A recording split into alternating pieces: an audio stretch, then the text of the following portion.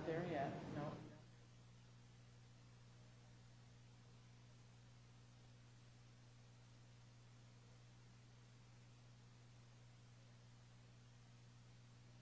Timer is ready.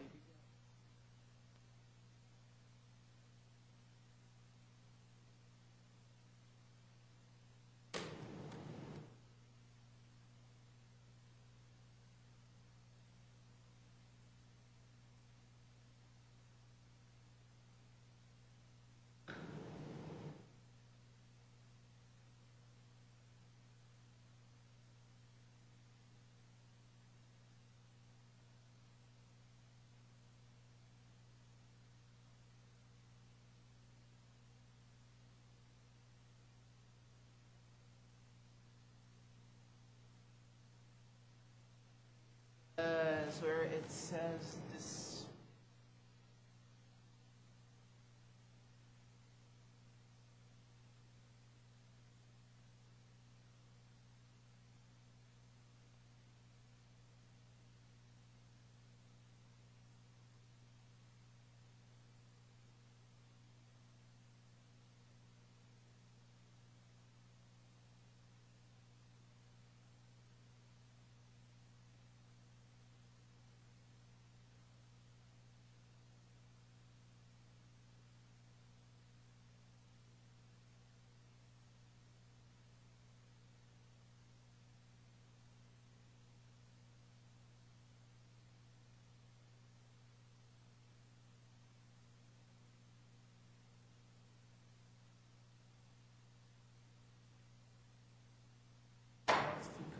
Right before he's going to call.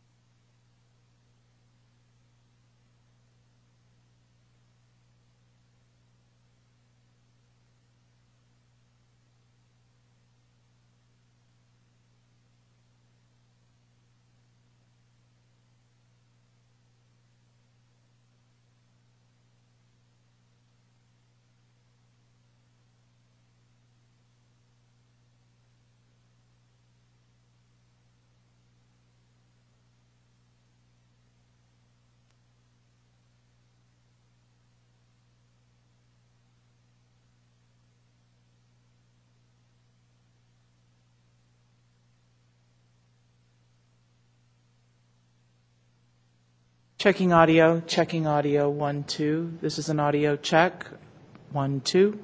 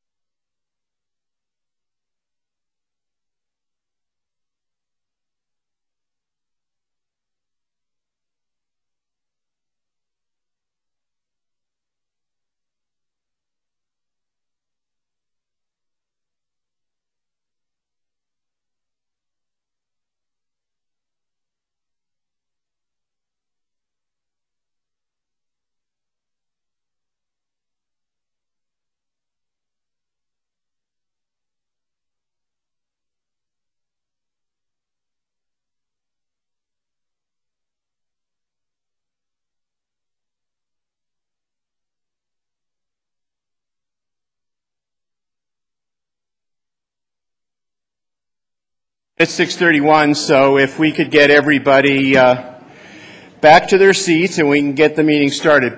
While we're waiting for everybody to come up, I have just a couple of little things. Mayor Pro Tem she actually went out with the Meals on Wheels last Wednesday and did a phenomenal job, and she was thanked and rewarded for that, which is really cool. One of the other things that happened is we have a dance group from Prairie View, and they were in an international dance contest in Florida. And they won, which, congratulations to them. Yes, they were terrific. And they got to be in a parade and all that other cool stuff. So, but that was kind of neat. I'm sorry I wasn't here. You're okay. It's okay. It gives me time just to talk.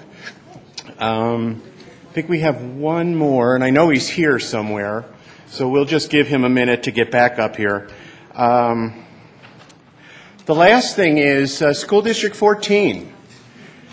Just was got first place honored for the 2011 Magna Awards. And what they do, the awards recognize districts across the country for outstanding programs that advance student learning and encourage community involvement in schools. I put a big congratulations out to School District 14 for hitting that award. It's really nice to watch how our city is developing and picking up some of these little outside stuff.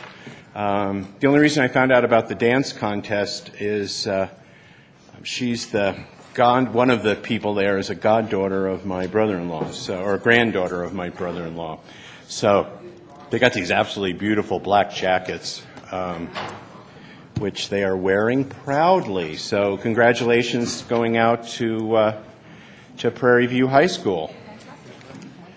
So thank you. I know, we're just killing time till you got here, so. Because we just couldn't do without you, you know? One of our success stories from Commerce City. And just one of them, but our newest one. Good evening, everybody. Good evening out there in TV land, wherever you are. Council meeting for March 28th, 2011, now come to order. Remember, times indicated next to the agenda items are approximate start times only. Please turn off all cell phones for the duration of the meeting. Will the city clerk please call the roll? Mayor Natel. Here. Mayor Pro Tem Snyder. Here. And please push your buttons. I know, that's because that's new. We haven't done that for 6 years. Councilman Morano. Here. Councilman Benson. Here. Councilwoman Carson. Present. Councilwoman Teeter. Here. Councilman Johnson. He's at work and will not be in tonight. Councilman McEldowney. Here. And Councilman Bullock. Here. Mayor and Council, you have a quorum. That's always a nice thing. Will the audience please rise for a moment of silence and then join me in reciting the Pledge of Allegiance? And Mr. Marino, did you want to make a statement? Yes, just before we take our moment of silence, as many of you are probably aware of a very tragic incident that happened in our city last night, where a young boy was shot and killed. When these kind of attacks happen, it's not just an attack on the victim, it's an attack on our community and the safety that people feel. I just ask that we keep him and his family in our prayers today. Thank you.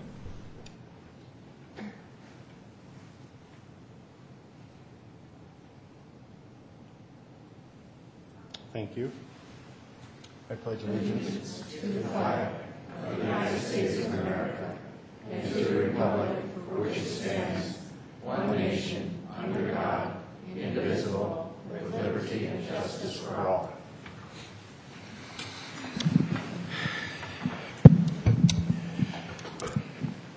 Nice looking crowd tonight. Microphones are, Mr. Howard, if you would start them around, please. John Howard, Information Technology. Ellen Haug.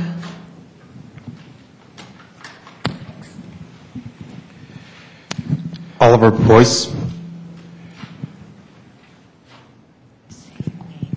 Aaron Marilarena. Ivan Sosa. Chaplain John Mitchell. Tova Forgo. Larry Quintana. Guillermo Serna. Gene Leffel. Joy Bishop. Thelma Cole.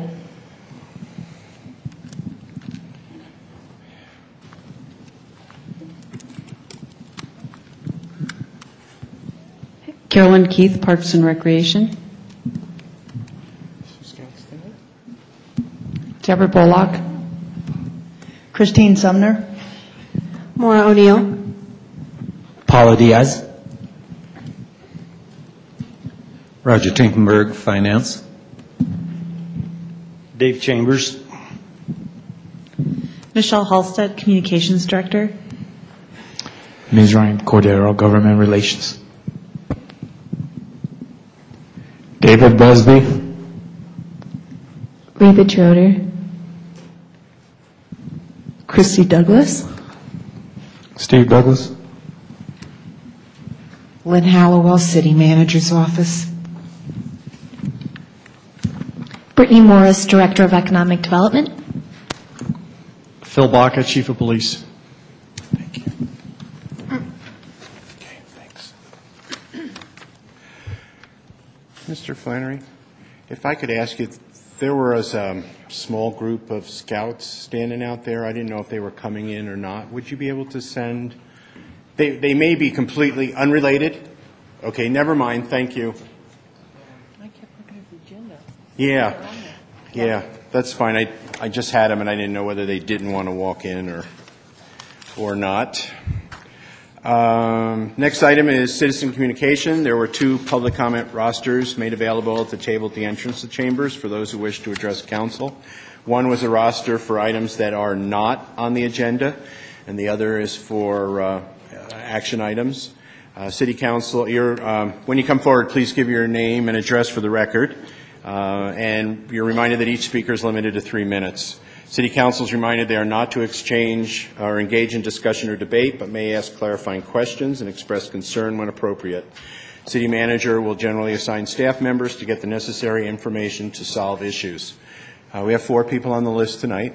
First person is Reba Droder. Good evening. Good evening. I just want to say that I'm going to be talking really fast because I have a lot of subject matter, and I want to get in on your 3 minutes, so that in no way intends to be disrespectful. I'm Reba Droder, 7505 East 121st Place, Thornton 80602. Can you hear me fine? No? Get a little closer. Okay. I am a past, present, and future stakeholder in the Rocky Mountain Arsenal. Last week I received a call from Washington that shocked me to the core. Asked if I was sitting down, I was informed that allegedly some members of this council met with Denver Congresswoman DeGette, and that she offered to get Commerce City federal dollars for a ramp on Tower Road in exchange for Commerce City naming the new visitor center refuge visitor center after Pat Schroeder. And shockingly, that Commerce City happily agreed to this. For a number of years, Congresswoman DeGette has tried other failed methods to get Schroeder's name on the refuge or visitor center. But for her to use her power and position that belong to her Denver constituents to promise federal dollars in exchange for a personal favor is unbelievably obscene. That council members were not completely shocked and insulted is mind-boggling. The Tower Road ramp is either a project worthy of federal dollars or not. It should stand on its own. These 2 subjects should never have been in the same breath. I can't imagine who on council would have supported this. For years, people far and wide have been protecting Commerce City's interests at the refuge, and this would be a devastating blow. When the site was the dreaded Rocky Mountain Arsenal, its name was synonymous with Commerce City. Now that it's the beautiful Rocky Mountain Refuge, its name and that of its new visitor center should be also synonymous with Commerce City. We paid our penance. It took years of negotiations to get the entrance to the refuge and the visitor center located on the Commerce City side of the refuge, not the Denver side. Schroeder was a congresswoman for Denver. Her name is synonymous with Denver. By virtue of her Denver-only connection, the visitor center and the refuge will become synonymous with Denver. All entrance and tours start there with an explanation of Denver's, we'll have an explanation of Denver's Pat Schroeder. What's in a name? Everything. And what about Congressman Allard, co-sponsor of the Refuge Act, and Hank Brown, who carried it to the Senate? He was on the scene far longer before Schroeder, as were the people like Gary Hart and many others. All official documents list bipartisan cooperation on that bill. Schroeder never represented the Arsenal, just her own district, certainly never Commerce City's interest. Thanks to Schroeder, who now moved to Florida, Denver, I believed, paid almost nothing for 2 sections of the Arsenal. Commerce City had to pay over $4 million for the Prairie Gateway. No thanks to her, we made sure that the money was to be used to pay for a big chunk of that visitor center. Denver did not pay a dime. The rest came through Secretary Salazar. In her book, Schroeder's self-serving version of the refuge does not match the official known facts. I'm not done, but I just want to say that it does not belong to Commerce City. The building belongs to the United States Fish and Wildlife, the Department of the Interior. The name isn't yours to give, and it wasn't theirs to ask for or barter with. So many people gave their entire lives to make this happen. Do not dishonor the 69 years of hardship, tears, and history. Don't sell the city's firstborn. Instead, put forth a resolution protecting the names of the Rocky Mountain Arsenal National Wildlife Refuge and the Rocky Mountain Arsenal National Wildlife Refuge Visitor Center. They belong to Commerce City, Adams County, not Denver County, Colorado, and all of America. I fear that you have no idea how truly valuable they really are. Ms. Schroeder? I beg you, don't give away the city's legacy. Thank you. Ms. Snyder? Yes, I know we don't normally respond to citizen communication, but I just feel like I have to. I was not in the meeting that was had with Diana DeGette because I was at another meeting of my own that I had to attend. But I, for one, can tell you that I would never be in support of naming anything, naming that visitor center anything other than what it should be, the Rocky Mountain Refuge, the Wildlife Refuge Visitor Center. That whole project has had, I'm just upset about this. That whole project has had just years and years and years of dedicated people and could never be just one person. I mean, I just don't even understand. I mean, maybe the people that attended that meeting can fill me in on this because I just want you all to know that I was not in attendance at that meeting and I am not in support of naming it anything other than what it should be. It belongs to the people of Commerce City, and I would totally be in support of a resolution Mayor Pro Tem, suggesting that. I brought former Mayor Dave Busby, who was the mayor during most of those years, as a witness to what I'm telling you is the absolute truth. Okay. Thank you. I just wanted you to know that I was not there, and I would like someone to speak that was. And I don't think that there was any need for anybody to doubt what you were saying. What happened? In my understanding of what happened, there was only one person who brought this up. So, and it was not something that this council had even spoken about. Mr. Marino. Reba, I just want to say I appreciate your testimony and your passion for this issue. I was in that meeting, and I can assure you that that was never a discussion. As those meetings go on, you know, Representative DeGette constantly, you know, she brought it up as she did last year. That was never the direction of this council to in any way trade anything like that. This is a piece of Commerce City's history, and I think everyone understands that. And as such, it belongs to Commerce City and to the people that have put so much work into making the Wildlife Refuge what it is today. I'm sorry if those words don't completely ease your concerns, but I just want to let you know that I was there and it was never part. Okay. Ms. Teeter. Thank you, Reba, for your testimony. I was at that meeting, and this council did not bring that up, and she did not promise that on-ramp. Actually, they don't know where they're going to get funding for our request anyway because of all the budget cuts. So I don't know who told you that she promised that. She did, however, ask for a meeting to be held between the city council and Ed Perlmutter and herself, and we did agree to that. But that's all that had taken place, but no promises. And I understand your passion. I sit on the RAB with you many years as well. Thank you. Oops. Mr. Benson. Yes, thanks, Reba, for your statements. I understand how passionate you are about the wildlife refuge.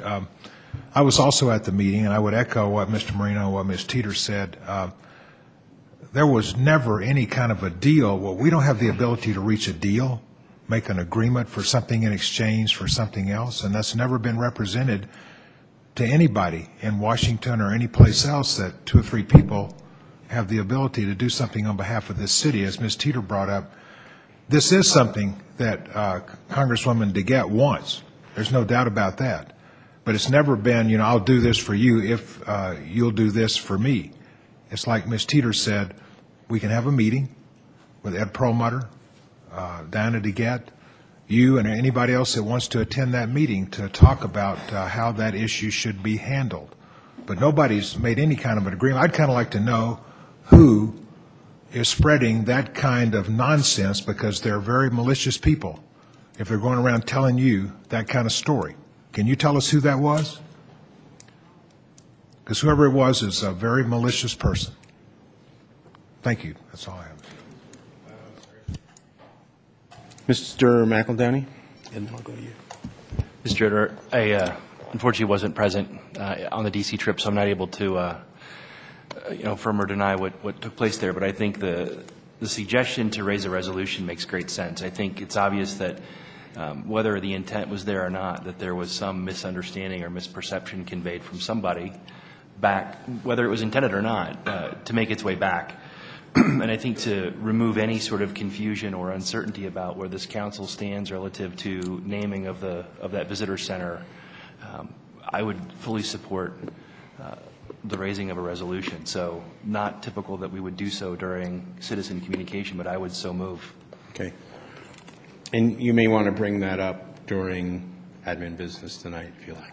I would actually ask that I'd call for a second on that motion now. Second motion. Okay. Meetings. Wait a minute. We need to, before we do this motion, we have a meeting that this council has said that we're going to plan with some people. So before this resolution is brought forward, or before this council even considers a resolution, I think the council should consider all the information that's being brought. Ms. Teeter said that we said we would have a meeting with Congressman Perlmutter, Congresswoman DeGette, and our city council and anybody else that wanted to come. Before we do any resolution, why don't we find out everything that's on the table? Because there's more to this than meets the eye, and the information, just like Mr. Benson said, there's false information out there. So before we start jumping the gun and doing what everybody else is doing, why don't we hold back, have our meeting, and then consider it from there? Because I don't want this council to go off half-cocked with only half information. Okay. It's probably a good idea, Mr. Bullock. So, Ms. Snyder? Well, I guess I have to ask, you said there's a meeting that's going to be scheduled? A meeting about what? Congressman Perlmutter and Congresswoman DeGette said they would like to meet with our council and discuss options on naming something out there. Options on naming what, Mr. Bullock? That's what was brought up. There was never anything that was specifically named as naming anything. So that's what the meeting's going to be about. Well, that doesn't make sense. There was a discussion talking about naming, but not name, but you... Ms. DeGette would like to put a name of Pat Schroeder on something associated with the arsenal. Okay, so then Pat Schroeder's name was mentioned, is what you're saying. And so was Wayne Allard's, because they're the two that brought forth the amendment that made the arsenal. And that's why the meeting was brought forth. It was never considered any one. And matter of fact, Hank Brown's name was brought up. So we weren't jumping off half-cocked, and we know our history. And if anybody knows the history, it's me, because I've been doing this the longest of anybody sitting here except for Dave Busby. So, I mean, I know our history, and I know who was involved in all of these negotiations. Well, I'm not questioning what you know about the history. So why don't we have the meeting, and then we go off and see what we would like to do, instead of having a resolution, and then we have to backtrack on that? Well, I'm sorry, but I'm going to respectfully disagree. I think that we should be able to put a resolution through. I don't see what there is to discuss about naming it anything other than what it is. Okay.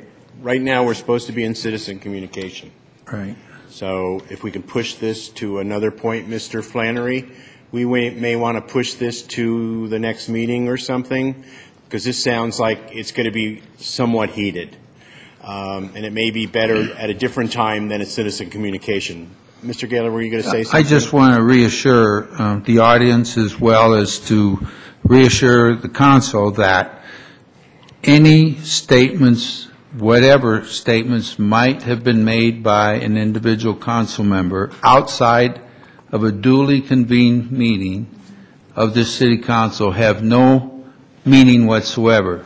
This council needs to act on whatever action you take as a body in a duly convened meeting, and until you act at a duly convened meeting, any statements made mean absolutely nothing. So you need to have a meeting where the issue is decided upon, a resolution, a motion, or whatever you choose is adopted. But remember that meetings are posted, agendas are posted, and we don't have anything on the agenda tonight dealing with the resolution about naming anything on the Rocky Mountain Arsenal. So if you're going to adopt a resolution, I need to make sure it's on the agenda so the public knows it's coming up and it's duly posted.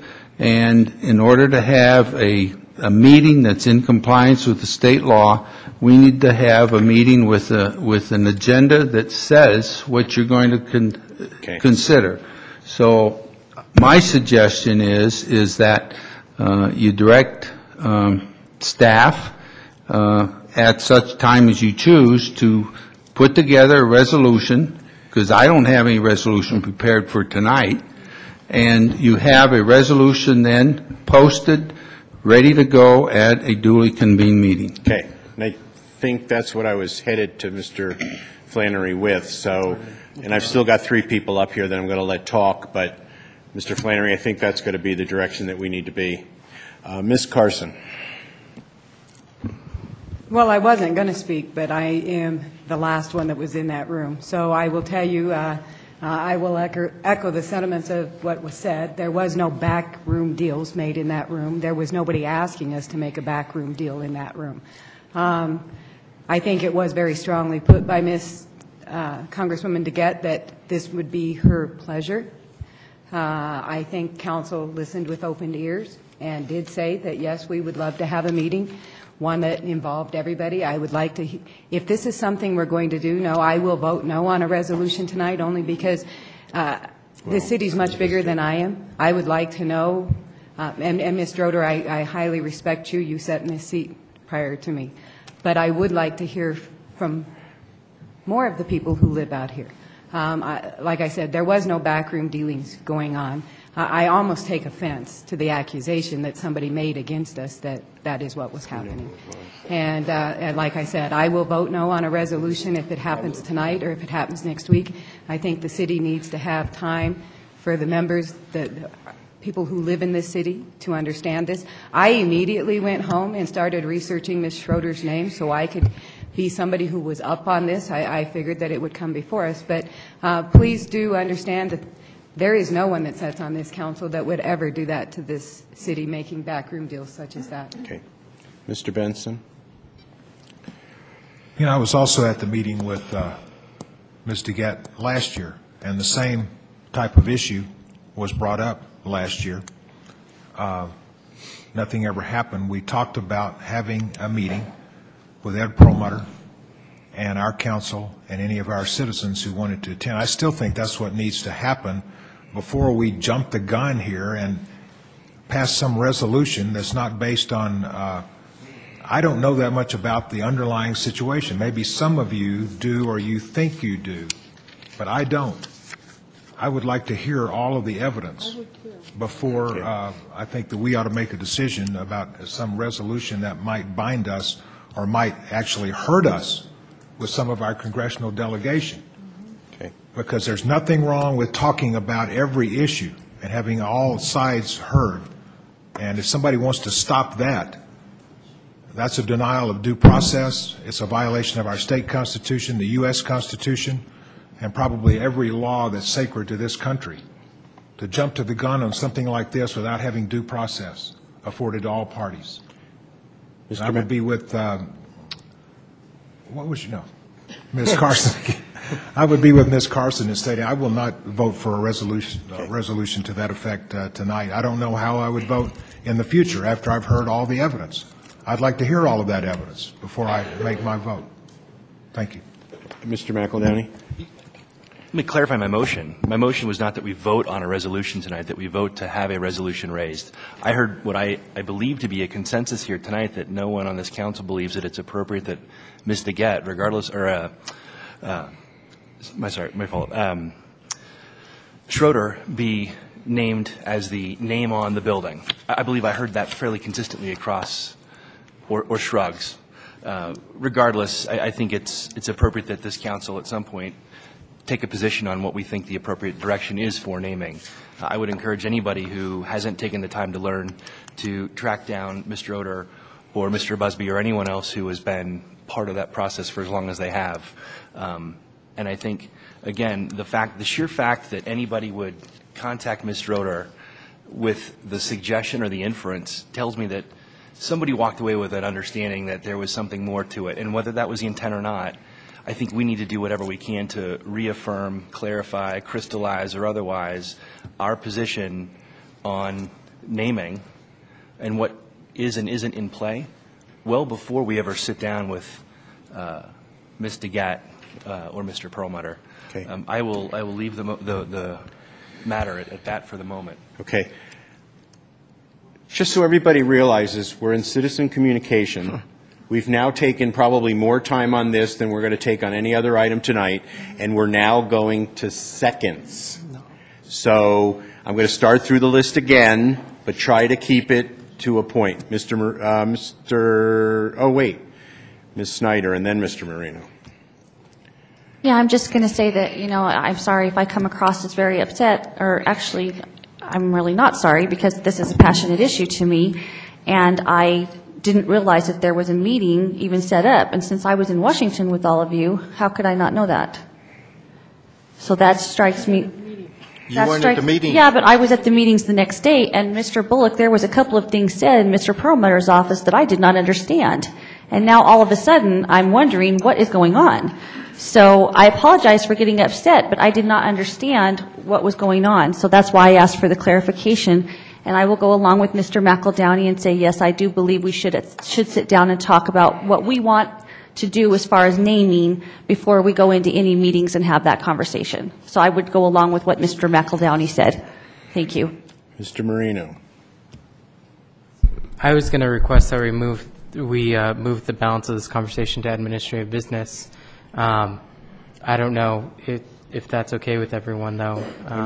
Right now, there's a motion on the floor, though. But this is the wrong time for the motion, and that's what Mr. Gaylor was telling us. I would ask that we hold this discussion until administrative business. Okay. Mr. Benson, then Mr. Bullock, then Mr. McEldowney. Well, are some of you saying that we, as a council, should reach a decision before we hear all of the statements that might be made? I'm not going to call it evidence because it's not going to be a true public hearing. Are we supposed to make a decision I just, without sir, I hearing just all the asked that this statements? be continued until administrative business. Are we supposed to do our own research on this without having a formal presentation? Or For the what? third time, I've just asked that this be continued until administrative business so that we don't. Well, why didn't you bring it up then instead of now? You're the one that brought this up. Mr. Mayor, I'm going to interject at this point. Thank you, sir. Unless there's a motion made to amend the agenda, we are in citizens' communication. Yes. And therefore, we should just move on with citizens' communication. Thank you, sir. Councilman McDowney has requested that his motion be withheld at this time, and my suggestion is you move on to citizens' communications, which is where we are at in the agenda. Yes. Somehow it sounds different coming out of your mouth than mine. Next person on the list is Freeman Chambers.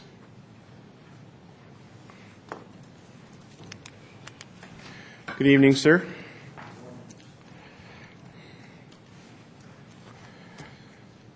I'm sorry I don't have any problems as bad as the ones that we got here. And I feel kind of ashamed to bring my simple neighborhood problems here. But I'm Dave Chambers. I've been in this city for half a century, over half a century. I've been in business for a quarter century, over a quarter century. I got a ticket the other day for parking my tow truck in my yard, which I've been doing for 26 years. It says it's an oversized truck all of a sudden. They want me to pay to put my truck in my yard. I talked to some council people, and they've talked to whoever was involved in the city, and they came back and said the city didn't care, that I got to pay the money to park my truck in my yard. It bothers me. It bothers me more about this Arsenal thing, but I'm here for this. I want to be grandfathered in. I've been here a long time. I spent 17 years on the Commerce City Business and Professionals. Did 15 years towing for the city, which I think was very good years. I don't think the city had no problems. I sponsored the Commerce City 4 on the 4th race for 12 out of the 15 years. Ran 15 of them years with Chuck Baker and some guy from the high school. I've done a lot for this community, and all I want is to be able to park at my home, on my property, my truck, without being harassed. I need to be grandfathered in. I'll help with the other thing if I can. Thank you, sir. And you did talk to Mayor Pro Tem Snyder. Yes. And Tony Johnson, Renee Bullock, and Tracy Snyder, yes. And we're going to refer this to Mr. Flannery. And Mr. Flannery, if you would get whatever information you need from Mr. Chambers. I'm a grandfather. You need pictures of my grandkids? No. They're beautiful. No, because if you show yours, I'm showing mine. Dave, you need to give your address. Oh, I'm sorry, sir. Yes, I missed the address. Which one? You're either home or business. 6160 East 65th Avenue. Thank you. 5558 Newport is the business. Okay. Thank you, sir. And City Manager Flannery, just to add in, I did send the information about Mr. Chambers over to Brian McBroom. As soon as Mr. Chambers called me, I know that he's been a good member of our community for a long time, and he's in my ward, and we did speak, and I did refer the information over to Brian McBroom already. I do understand he's on vacation right now, though. Is that correct? Okay, so just to let everyone know, I did refer that over to Brian McBroom, so he already has that. Thanks. Okay. Next person is Chaplain John Mitchell. Good evening, sir. It's always nice to see you. Glad to be back. At my age, I'm glad to be anywhere. I'm Chaplain John Mitchell with the Transport for Christ. We have the mobile chapel in the Sapp Brothers truck stop. That location is 7120 East 49th Avenue here in Commerce City. My home address is 9355 East Center Avenue, apartment 4B in Denver, Colorado. I'm here tonight to say thank you. I was here a little over a year ago, in May, I believe it was, and requested to be grandfathered in on this land use code about not using mobile offices and so forth.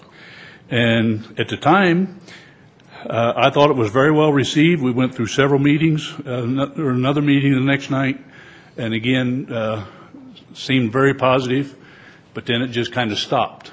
Or in my understanding, it kind of stopped. I never heard anything. I checked with the city planners and so forth and didn't hear anything. And about, 3 weeks ago probably, I called and left a message and asked what was going on, and the next Wednesday, I got a call from the city planning department. The only person I can think of right offhand is Steve, because he's the one I was talking to. But I know Brian McBroom and Patrick Buckley and several of them that was there were probably involved in all this.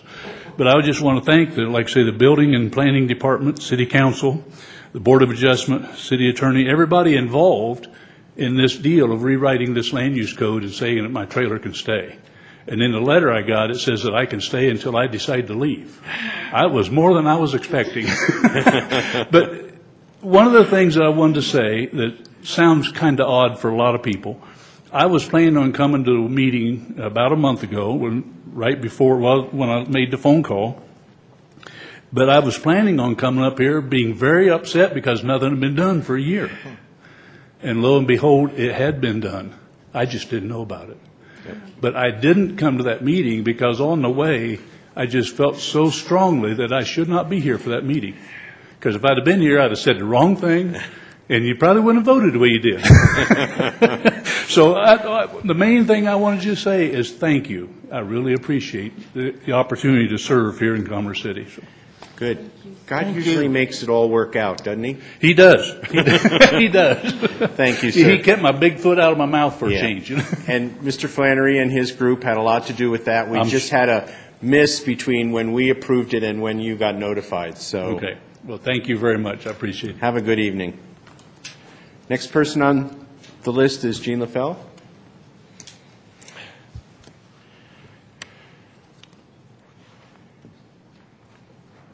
Good evening, sir. You're looking pretty nice. Well, Joy made me do it. Well, then she's your good influence. Yes, I think so. Jean Leffel, 6530 Brighton Boulevard, the Garden Terrace subdivision of Commerce City. It was established in 1922. I'm here to thank the council on a happy note for my reappointment to the Board of Adjustment. I very much enjoy being on the Board of Adjustment. As a matter of fact, I heard Pastor John's case not too long back and decided on that. I think he should be allowed to stay till eternity, personally. I also wanted to mention that I attended the program for the seniors this morning. Very productive, a lot of information passed there. I think it was a very worthwhile thing. And I just want to thank the city for listening in that manner to what the seniors have to say. I think their input's extremely important. On a couple other side notes that I hadn't really planned on talking about, probably being one of the few people that ever actually did physically do some work out at the Arsenal, I don't think we ought to be changing the name there. The city's taken the rap for that the whole time when it was a bad place. And as Mr. Roeder pointed out, now that it's a good place, other people would like to take credit for our work. That's wrong. We did the work. We suffered the bad press for that site. And now that it's a good place, we should get the good press that comes with it. Yep. Thank you very much. You're welcome. You have a good evening, sir. And you actually still had 1 minute and 42 seconds. I could probably say a bunch more stuff, Too but late, you know what? I'm ready to go home. Thank you. Thank you, sir. Oh, we made it out of there. Okay, next item is approval of minutes. Luckily, there's only one set of minutes before council tonight, and they're the minutes for a meeting of February 14th, 2011. Before we vote on the minutes, I'll need a motion to allow Councilwoman Carson to abstain from voting because of her excused absence. Ms. Snyder? Yes, Mr. Mayor, move to allow Councilwoman Carson to abstain from the voting on the minutes of February 14th, 2011. Mr. Marino? Second the motion. I have a motion and a second to allow Councilwoman Carson to abstain from voting on the minutes of February 14th. Any discussion? Seeing none. All those in favor signify by saying aye. Aye. All those opposed, the same. Motion passes. Now I'd like a motion to approve the minutes of February 14th. Mr. McEldowney? So moved. Ms. Teeter? Second the motion. Okay, I have a motion and a second to approve the minutes of February 14, 2011. Is there any discussion? Seeing none, voice vote, please. All those in favor signify by saying aye. Aye. Aye. All those opposed, the same. Motion passes. They're approved. Thank you.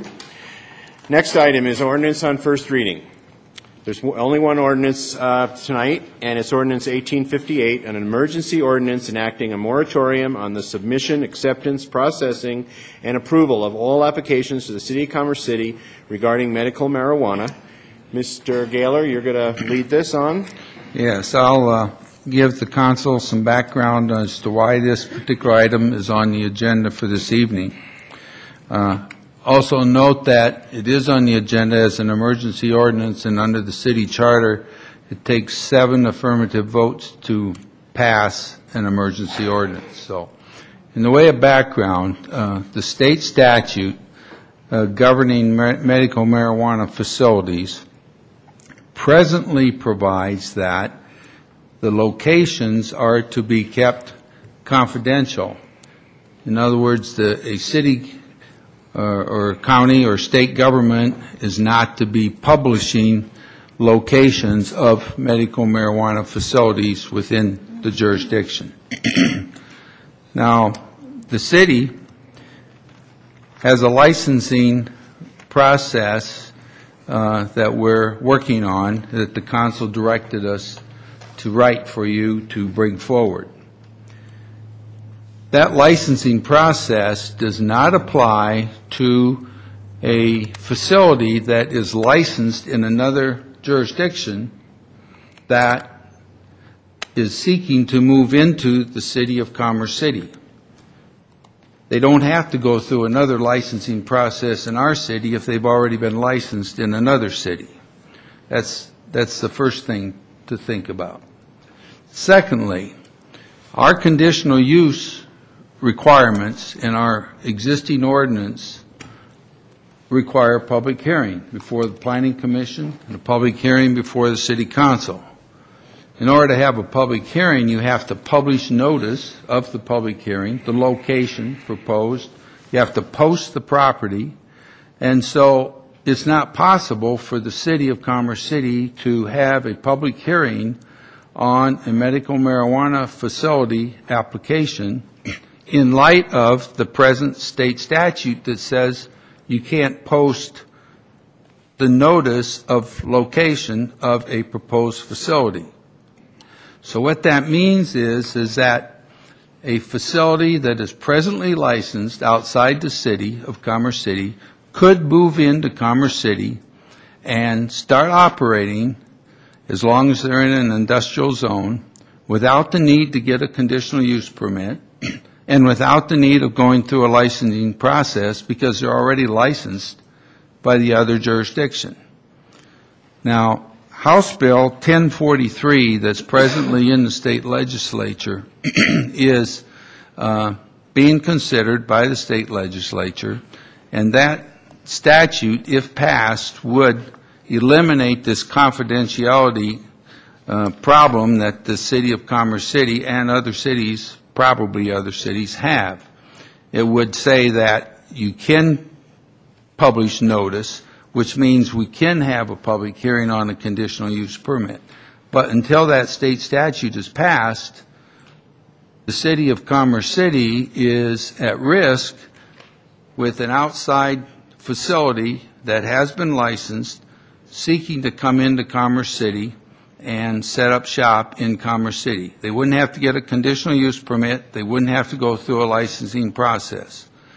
So the word that I have from CML is that it certainly appears that House Bill 1043 is going to pass.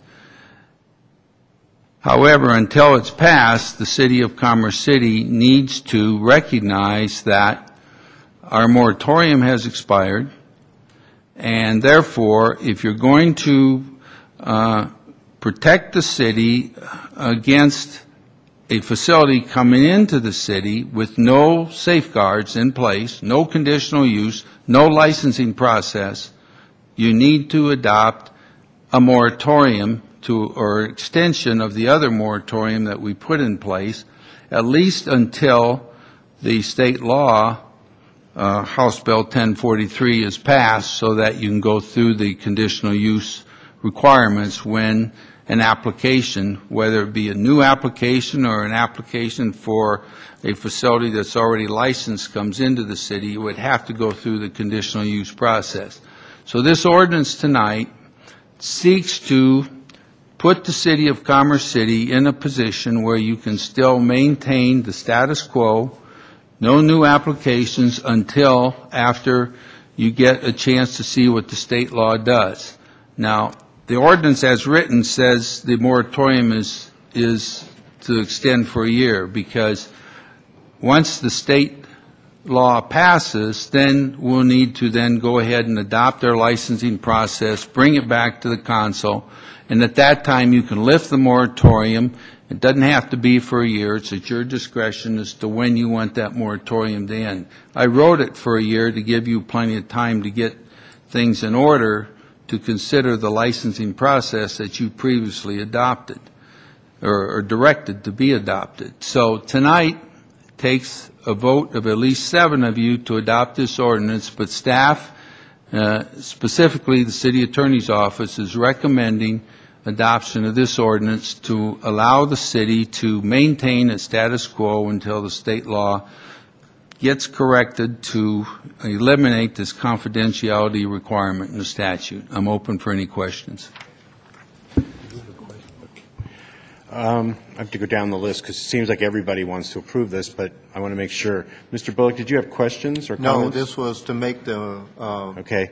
Mr. Benson, did you have questions or comments? Or No, I wanted to move for the adoption of the ordinance. Okay, yeah, I just want to get through the list. Everybody wants a piece of this. Ms. Teeter? Same thing? Okay, the first 2 people that were on top of the list was Ms. Snyder and Mr. Bullock. So, Mr. Natal? Excuse yes. me, Mr. Mayor, you do have somebody, I believe, that signed up to speak. I was going to do that next, but just so that I could get everybody off this list, because it seemed like as soon as you asked for it, the whole board lit up. So I have my list here, and see if there's anyone else. Right now, I just have one person on, because this is the time I would ask anybody in the audience who wants to talk about this particular item. Right now, I just have one person, but I'll ask for others. Oliver, I don't want to mispronounce your last name. Is it Poise? Poise? Okay, would you come up, sir? I'll need a name and address for the record, sir. My name is Oliver Poise, P-O-I-S-S, 3825 Northbrook Drive, Boulder. I just wanted to make a couple comments on this ordinance that you have up for vote today. The confidentiality of locations that the state talked about was specific to optional grow facilities and infused product facilities, obviously not retail locations, because retail locations, just by their nature, are going to be confidential. So that's the first thing. The second thing I wanted to talk about is the amount of revenue Commerce City is losing every day to Denver and surrounding communities. Denver last year collected $2.2 million in sales tax revenue, and that was last year. This year, they're projecting $265,000 a month, which comes out to $3.2 million in sales tax revenue. Denver currently has 15% of all medical marijuana patients living in Denver. Adams County has 7%. So no matter how you do that breakdown of monies, all the money of sales tax revenue that Commerce City could be getting from the surrounding communities is not coming into your community. Your own community is losing the money of your own citizens. It's going out of this community. So those are a couple things that I wanted to have on your mind while considering this bill.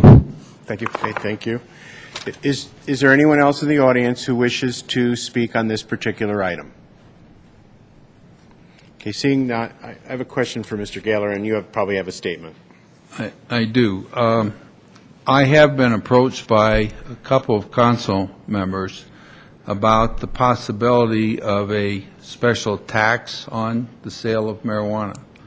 And I looked at our election calendar in conjunction with the city clerk, and in order to put that issue on the ballot, which a new tax would need to go on the ballot, Denver has the advantage of that kind of income because apparently they have that much or that many sales, and their tax is 3.5%, just like Commerce City's is. Well, right now, if you were to allow one or two or whatever to come in, you get 3.5% of their retail sales. If you had a special tax on it, you would get a larger amount, whatever percentage you authorized to be on the ballot and was approved on the ballot. August 1 is your approximate deadline date for getting that issue on the ballot. But that's a discussion for another evening. We do have some time to do that. Now, bear in mind, it does not take an ordinance to put the ballot issue on. It just takes a resolution, which means you can adopt it with one reading, one evening. It doesn't have to go through Planning Commission. It doesn't have to go through hearings, more than one reading. The ordinance or resolution can be adopted on that same evening. So we do have some time, if that's your wish, at some future evening to get that issue on the ballot. But the revenue is a whole nother matter than what we're talking about this evening, but it's certainly something that I have been approached by, and it's something that you'll probably want to consider at the appropriate time. Okay. Okay, I still have Ms. Snyder and Mr. Bullock as a motion and a second when we get there. I'm going to assume the people that are after have comments for now. Mr. McEldowney?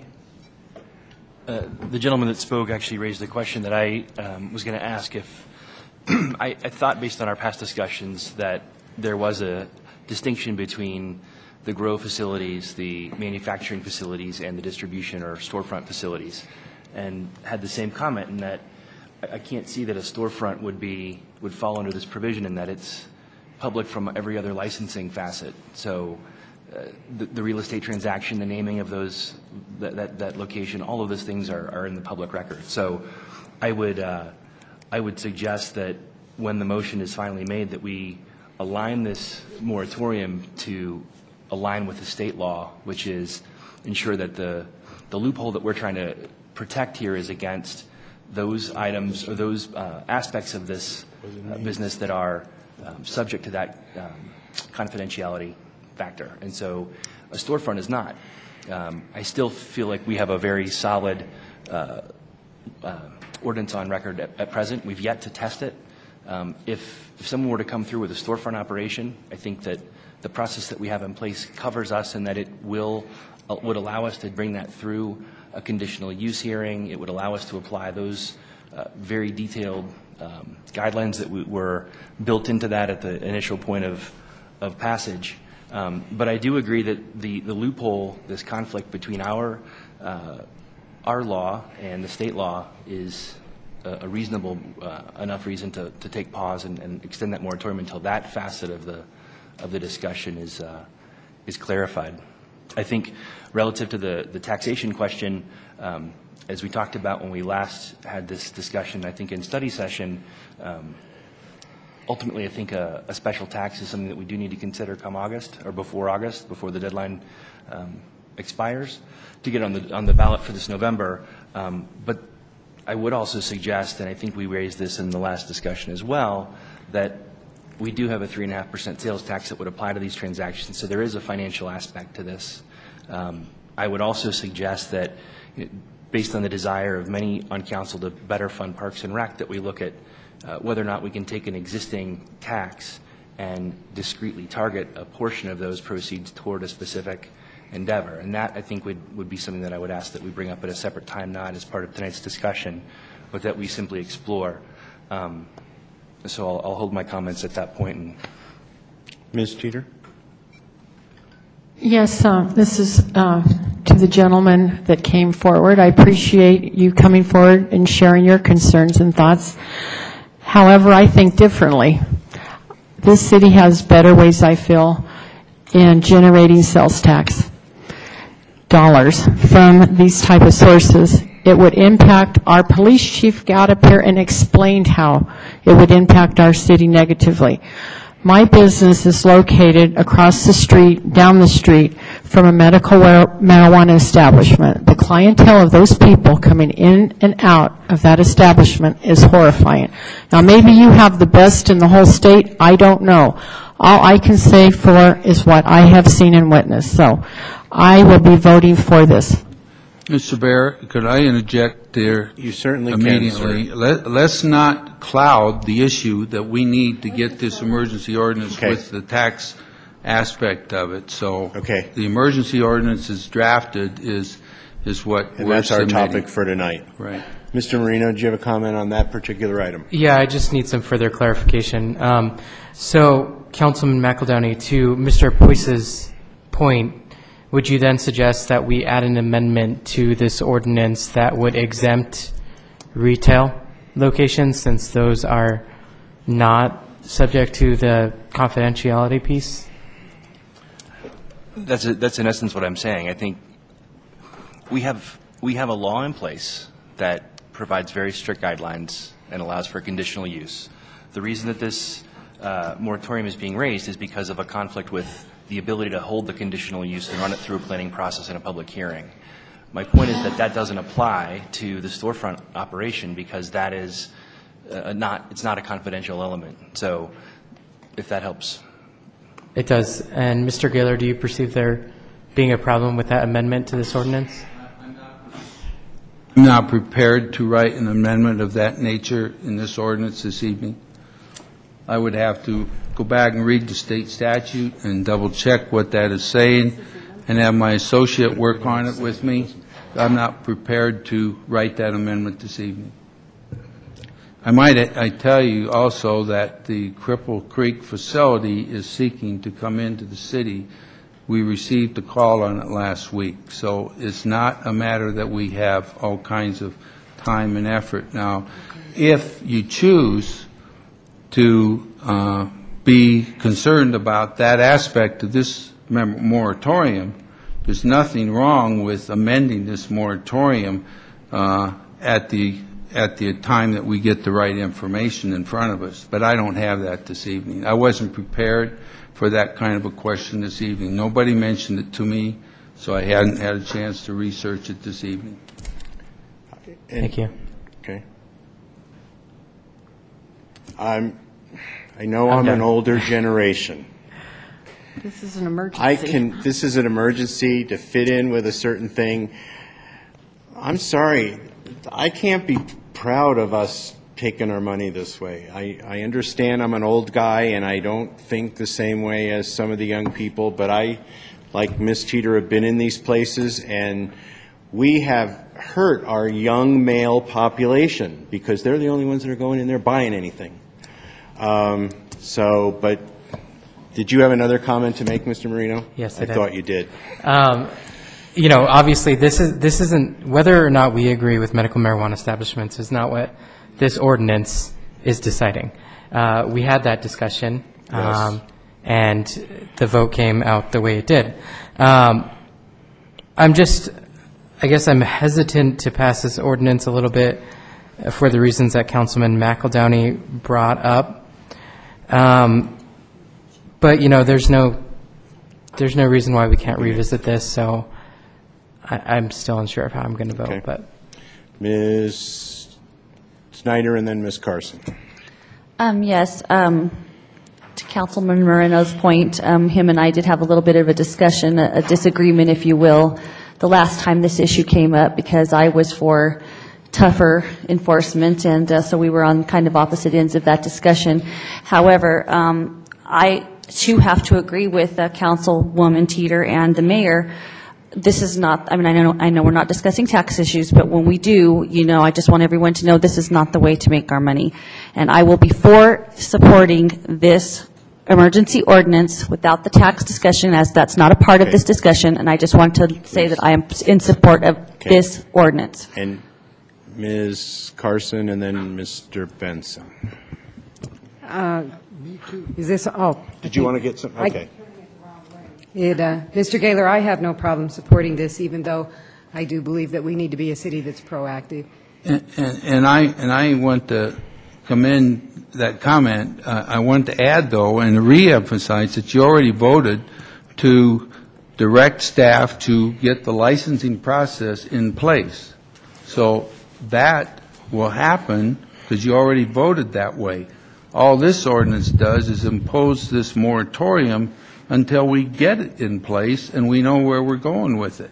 Excellent. Now, the issue raised by Councilman McEldowney, I'm not prepared to address this evening, and I'm not prepared to write the amendment that would suit your needs for this evening. Now, maybe I could just do some quick redlining and make the change, but I'm reluctant to do that without even reading the state statute and have it in front of me and have you pass something that I can't even support. So my suggestion and my request is that you strongly consider passing the moratorium. We'll take a look at the issues raised by Councilman McEldowney, and if you choose to amend the moratorium, we can come back and amend it then.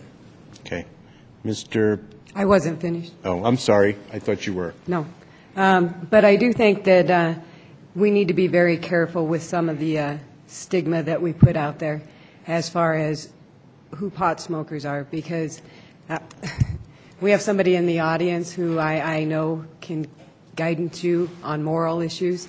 But if a doctor is writing a prescription, such as I had a girlfriend many years ago die of cancer, these are called prescriptions.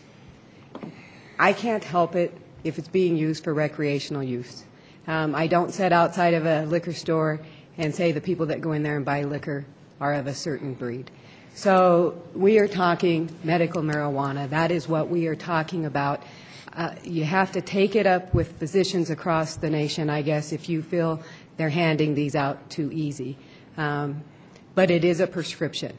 So if it was done the same as alcohol, I really would like to see it taxed like sin stuff is taxed, liquor, gambling, such as that. But if it's a prescription, I don't know. I think we need to have a long look at how we would tax that, because you really are talking, there truly are some people out here who are using this because they're dying of pain, and it really does help. And this city, if my memory's correct, took taxes for years out of gambling. They take taxes out of smoking. They take taxes from liquor. So I don't know. But I think that we need to support this. I think the city attorney's office has come forward and has said that there's some, we don't line up with the state and we could have some real issues. I think that we've all put forward our feelings of that we need to be a little more progressive, but we can come back at any time and amend this. That's what I heard Mr. Gaylor say. So I encourage everyone to support this. Okay. Mr. Benson and then Mr. Bullock. Yes, Mr. Natal, did you ask if there's anybody else in the audience that might want to have anything to say on this? I did, sir. And nobody? Okay. No one else came up. Okay. Mr. Bullock. My thoughts were elegantly quoted by Ms. Carson, because she said exactly what I wanted to say. And if and when this does come back and we do have a facility here, we will be taxing it, whether we want to or not, because everything's taxed to the city at 3.1. If we think about this correctly and add an additional tax, we can fund other items in the city. So not saying you don't want to tax it isn't going to stop the tax. If we're going to do it anyway and it's going to come, let's make the best of a bad situation. Okay. Okay, is there someone in the audience who wants to talk now? State your name and address for the record, please. My name is Christy Douglas. I live at 10970 Unity Parkway, Commerce City. And yes, I agree with you, Ms. Carson, that it is a prescription. We actually have firsthand experience with this. Because we have a son who survived a motorcycle accident, and he uses this to medicate the pain that he endures on a daily basis, undescribable pain. He has myositis ossificans, which means because of his brain injury, has bone growth just growing out of control in his body. You can feel the huge bone spurs that feel like I can't even describe them. But it's a pain that he has to deal with every day. However, on the other hand, I do believe that there are other ways to make money for the city, and I do feel that if you bring this in, that you're going to open up the floodgates for everybody coming in here and seeing Commerce City as a site to make lots of money. And these people do make lots of money. So I see both sides of it, but I'm a citizen here in Commerce City, and I do not want to see that come in here. You know, a lot of people don't. They get a license to use it, and they have no justification in using it, and so to me, I don't want to see the gates opened. I just don't. And for people who do need to medicate with it, they don't need that much. You don't need to create a warehouse growing facility or anything like that for the people who need it. And so I would like to see this moratorium, I guess, passed again. And the reason I didn't come up here before was because I was a little bit confused on what was going on. But you know what? You don't see people who live here wanting to do this kind of thing. You see people coming in from places such as Boulder to want to come in and make money here in Commerce City. This is not the place to do it. And if you think it is, come here and live here. And then you can know about the community and know what is right for our community. So thank you. Thank you for allowing me the opportunity to come back up after you had closed the public comments. And thank you for your personal experience. Mr. Marino. I'm just going to make one comment and then call for a vote. I have people after you still. Oh, well, then I won't. I appreciate your testimony, Ms. Douglas. We have an ordinance in place currently that says that these establishments, medical marijuana establishments, cannot locate within 1,000 feet of churches, schools, rehab centers, residences.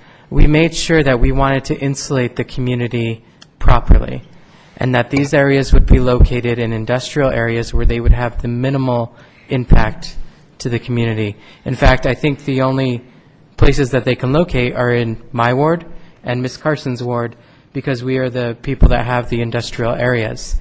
We made sure of that, and we wanted to make sure that happened and that our community was protected. But we also didn't want to turn away a potential source of revenue. On the item of submitting an additional tax increase, I do support an additional tax increase. I feel like if we are going to open it up, we deserve something in return, and something that will benefit the community. I will support this ordinance tonight, but I do want to make clear that it's on the condition that we revisit this issue when that law is signed into law by the governor. Mr. Benson. I've got a question for Mr. Gaylor. We don't tax prescription drugs, do we, in Commerce City? Prescription drugs. Does Denver tax prescription drugs? I don't think so. Yeah. Is this?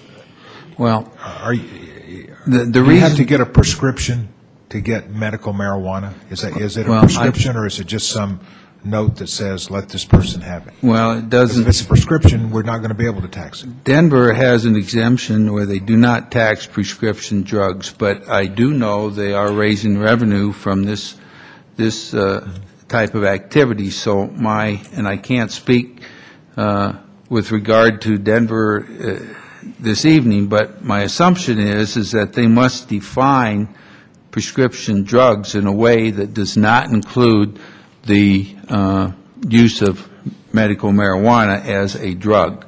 That's my only explanation, but that's pure speculation on my part. All right. Well, obviously, they must be doing something like that. Mr. Mayor, Councilmember Benson, if you may remember, not this session, but last year's session, there was a lot of discussion on this very issue.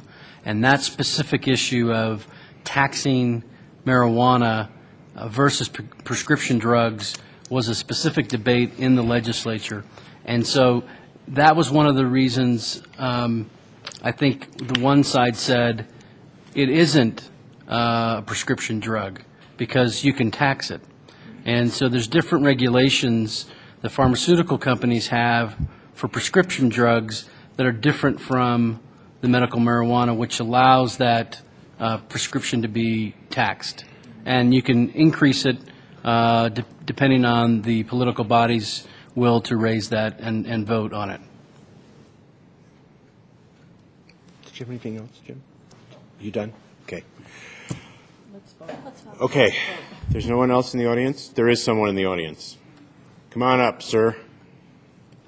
Mr. Mayor, may I interject just to make sure I wish you would. We're on the right track here? We're not discussing whether or not the City of Commerce City should be able to license medical marijuana facilities. You had that hearing, you had a vote on that, and we're already under direction to prepare a licensing process. So that further discussion is really out of order. We're really talking about this evening, should we adopt a moratorium that keeps the status quo in place at least until the state legislature has acted on House Bill 1043. Okay. Chaplain John. Yes, you Chaplain just give us John your Mitchell. name again. We don't need your address. We You got already me have down that. once, okay. Okay. My personal experience with that is I've never used it. I don't plan on it. But the thing of it is, I live in Windsor Gardens, which is what we call an active adult community. Kind of scared me after I signed a lease and said active adult, and I wasn't sure about that. As a chaplain, do I live in an adult community? Especially when my chapel's right next to a XXX adult bookstore. It give me the wrong thinking, you know what I mean? God puts you where I you're think needed. people think that way about the medical marijuana. Like the attorney was saying, you've already got in process and in place to put marijuana dispensaries in your city, in the industrial city part only. In my case, at Windsor Gardens, we're definitely not an industrial area, but right across the street is a medical dispensary there. But the only people I see going in there is the younger people. I don't see the older people right next door walking over there to get it. Except the one lady I know probably gets it there because she smokes it on my floor in the apartments. I smell it all the time. I mean, so I've got a mixture of ideas here. But the thing of it is, to me, Mrs. Carson mentioned earlier about something about moral codes. And I know this is not a church or a moral meeting, but yet when you voted to bring that in, I think you increased the chance of the moral system going wrong, because we've all got a picture of the drug trade in this country. Most of it comes out of Mexico.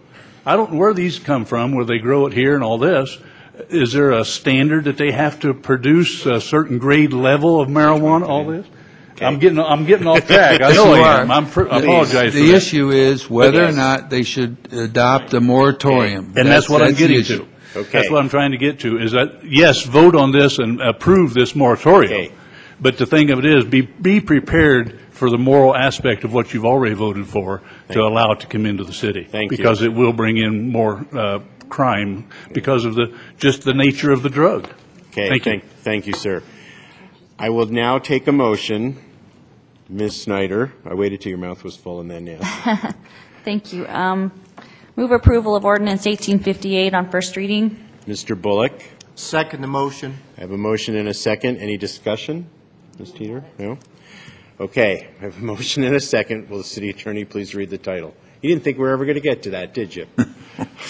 Title reads, Ordinance 1858, an emergency ordinance enacting a moratorium on the submission, acceptance, processing, and approval of all applications submitted to the City of Commerce City related to the establishment or operation of medical marijuana centers, medical marijuana-infused products, manufacturers, or optional premise cultivation operations in the city of Commerce City and declaring an emergency. Okay, I've had a motion and a second. City Attorney's read the title. I'm requesting a roll call vote, please.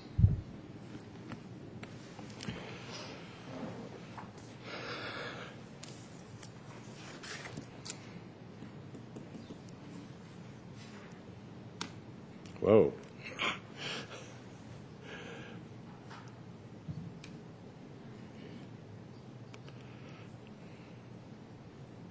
Okay, I'm showing 8 yeses. Emergency ordinance has been passed.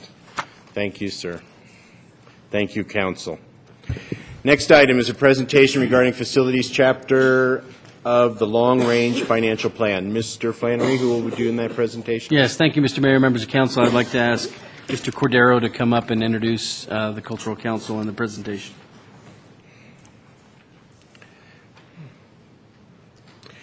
Yes, I haven't even seen, I gave all my stuff in, I haven't seen anything back, but yet the answer is yes. Good evening, Mayor and members of council. I would like to introduce the president of the Commerce City Cultural Council, Mr. Paulo Diaz, and he will be introducing a member of the council who will be doing a presentation on the achievements and future steps of the Cultural Council. Did I botch up the yes, agenda? But it's okay. We understood what you were saying. What we were doing? Okay, I'm not even there. That's good. Yeah, sorry, sir. Am I good? Okay, awesome. It's me. I was jumping ahead. Oh, good. Well, good morning, council. My name is Paulo Diaz. I'm serving as the president of Commerce City Cultural Council. And the one who will actually be doing our presentation tonight is Christy Sumner. She prepared a nice little presentation regarding what Cultural Council is doing nowadays. So here's Christy. And just for the record, this is not on the financial plan. I read the wrong line. Unless you have money coming in for it. No, no. Good evening. Thank you for the opportunity to address you tonight regarding the Commerce City Cultural Council. I just have a very brief presentation prepared. We're going to talk about the mission of the Cultural Council, where we started in 2010 and where we plan to go in 2011, and then we'll open the floor to any questions that you may have. The purpose of the Cultural Council is to advance charity and education for the preservation of art, music, theater, dance, and cultural events in Commerce City. Our mission that we've established is to encourage pride in our community and increase cultural awareness and participation by providing a wide array of arts, cultural events, recreational opportunities for all the citizens of Commerce City. So where we started in 2010, in April, the Cultural Council actually reconvened, and the members of the Cultural Council at that time were pretty much boots on the ground, fast-paced, getting the Cultural Council established again. We defined a purpose for the Cultural Council, and we actually started outreach to the community to get feedback on the Cultural Council and how the community actually perceives the Cultural Council. At the Commerce City Neighborhood Outreach at Pioneer Park, 60 residents were surveyed regarding the Cultural Council, and some of the questions that were asked were the awareness of the Cultural Council. How many citizens of Commerce City actually knew that a Cultural Council existed? 66% said that they were not aware that we actually had a Cultural Council. 34% said that they were aware. When attending events in Commerce City or outside of, Commerce City or outside of Commerce City, we have a breakdown here of those events that are attended outside of Commerce City versus in Commerce City, and basically the amount that is attended in Commerce City for those residents were about every month or so. The cultural events that the citizens of Commerce City are most likely to attend include such things as picnic or barbecues, movies in the park, parades, concerts. So this is the feedback that we actually received from the citizens of Commerce City. The last thing that they were asked to vote on was the logo for the Cultural Council, and this was the logo that was actually adopted by the council at large. In October of 2010, 5 additional members were appointed to the Commerce City Cultural Council. In December, we sponsored a Derby Winter Festival tree and ornament. And then also in December, we organized an Adam 14 art show and reception, which was actually here in the lobby of this building, and it was very well received by the members of the community. So in 2011, we've established, as a cultural council, we've established several goals that we like to meet in 2011. The first one is to build a stronger community through cultural experience. Such things as hosting quarterly art shows are some of the things that we've talked about as a council. We want to launch a community theater program for members of the community.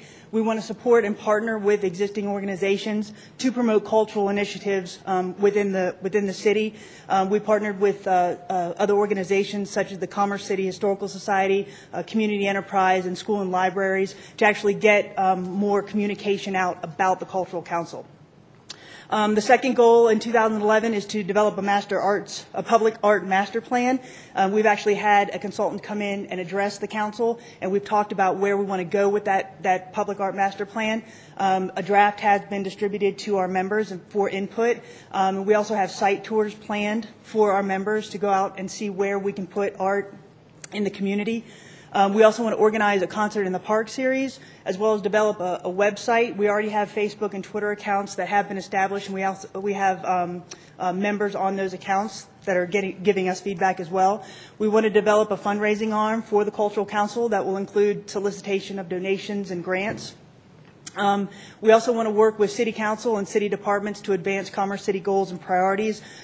We've had several discussions with Park and Recreation, Economic Development, and the Planning Department as well. We're getting very positive feedback from all of those departments. And then we want to determine a legacy project for the Cultural Council as well, and that will be in our master plan that we do establish. So we want to thank the City Council for continuing to support us, and I'll answer any questions that you may have. I am really impressed. That was wonderful. Mr. McEldowney.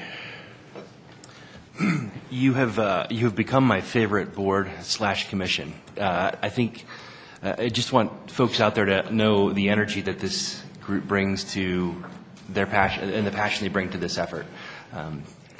As you saw here on the timeline, not been long that the new body has been in place, and the momentum has been just fantastic. We saw evidence of the teamwork and the creativity when we solicited input for ideas from the community for our council retreat. Not only did we get ideas, but we saw evidence of this committee coming together on their own, brainstorming ideas that related to really sort of the vision of Commerce City through the eyes of the Cultural Council, and it was just phenomenal to have those inputs for our discussion. So hats off to you guys. The energy is phenomenal. You're not waiting for somebody to tell you what to do. You guys are charting a course, and I think we should all take note. So thank you very much. Thank you. Ms. Snyder? Hi, thanks for being here tonight. I just basically want to echo what Councilman McEldowney said and just say that I love the new logo, and I think that the group is really a dynamic and energetic group, and I'm just really happy with the direction that all of you are going, and I just want to thank you, all of you that are on the current Cultural Council. I know that council, it's really doing good things, and I'm just really proud of where it's going. So thank you. Thank you. Ms. Carson?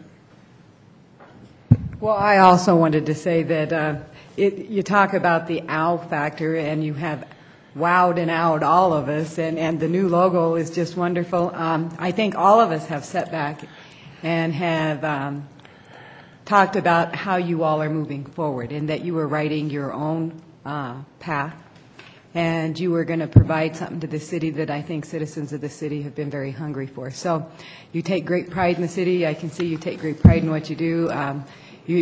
I'm not sure that anybody could keep up with you all at this point because the energy coming out of there.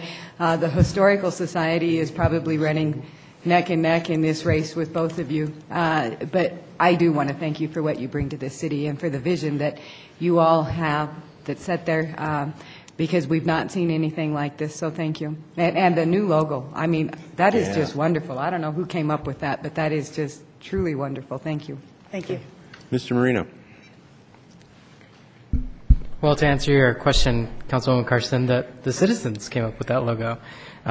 We thought it would be a fun activity to get started by presenting the citizens various logos and having them vote on it. So Commerce City citizens obviously have good taste. I've have not been bashful about saying constantly that Cultural Council is my favorite board to serve on. And it's because of the energy that each of you brings to that board. I'm just amazed. It's a complete 180 from where Cultural Council was at before. And I'm just really looking forward to continue to serve on that board and to continue to work with you guys. I think you're doing an amazing job. Thank you. Any other comments from council? You all are doing great. Thank you so much. Thank you.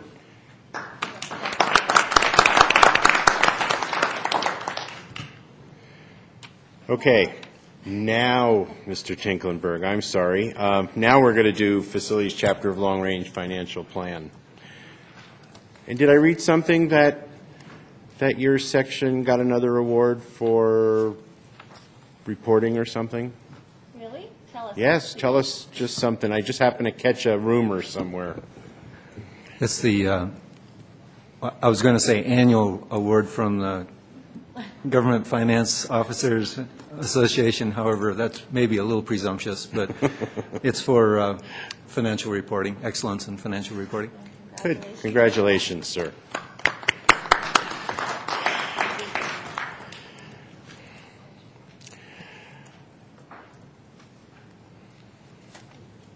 Uh-oh. You got to do this while on the run, huh? Yeah.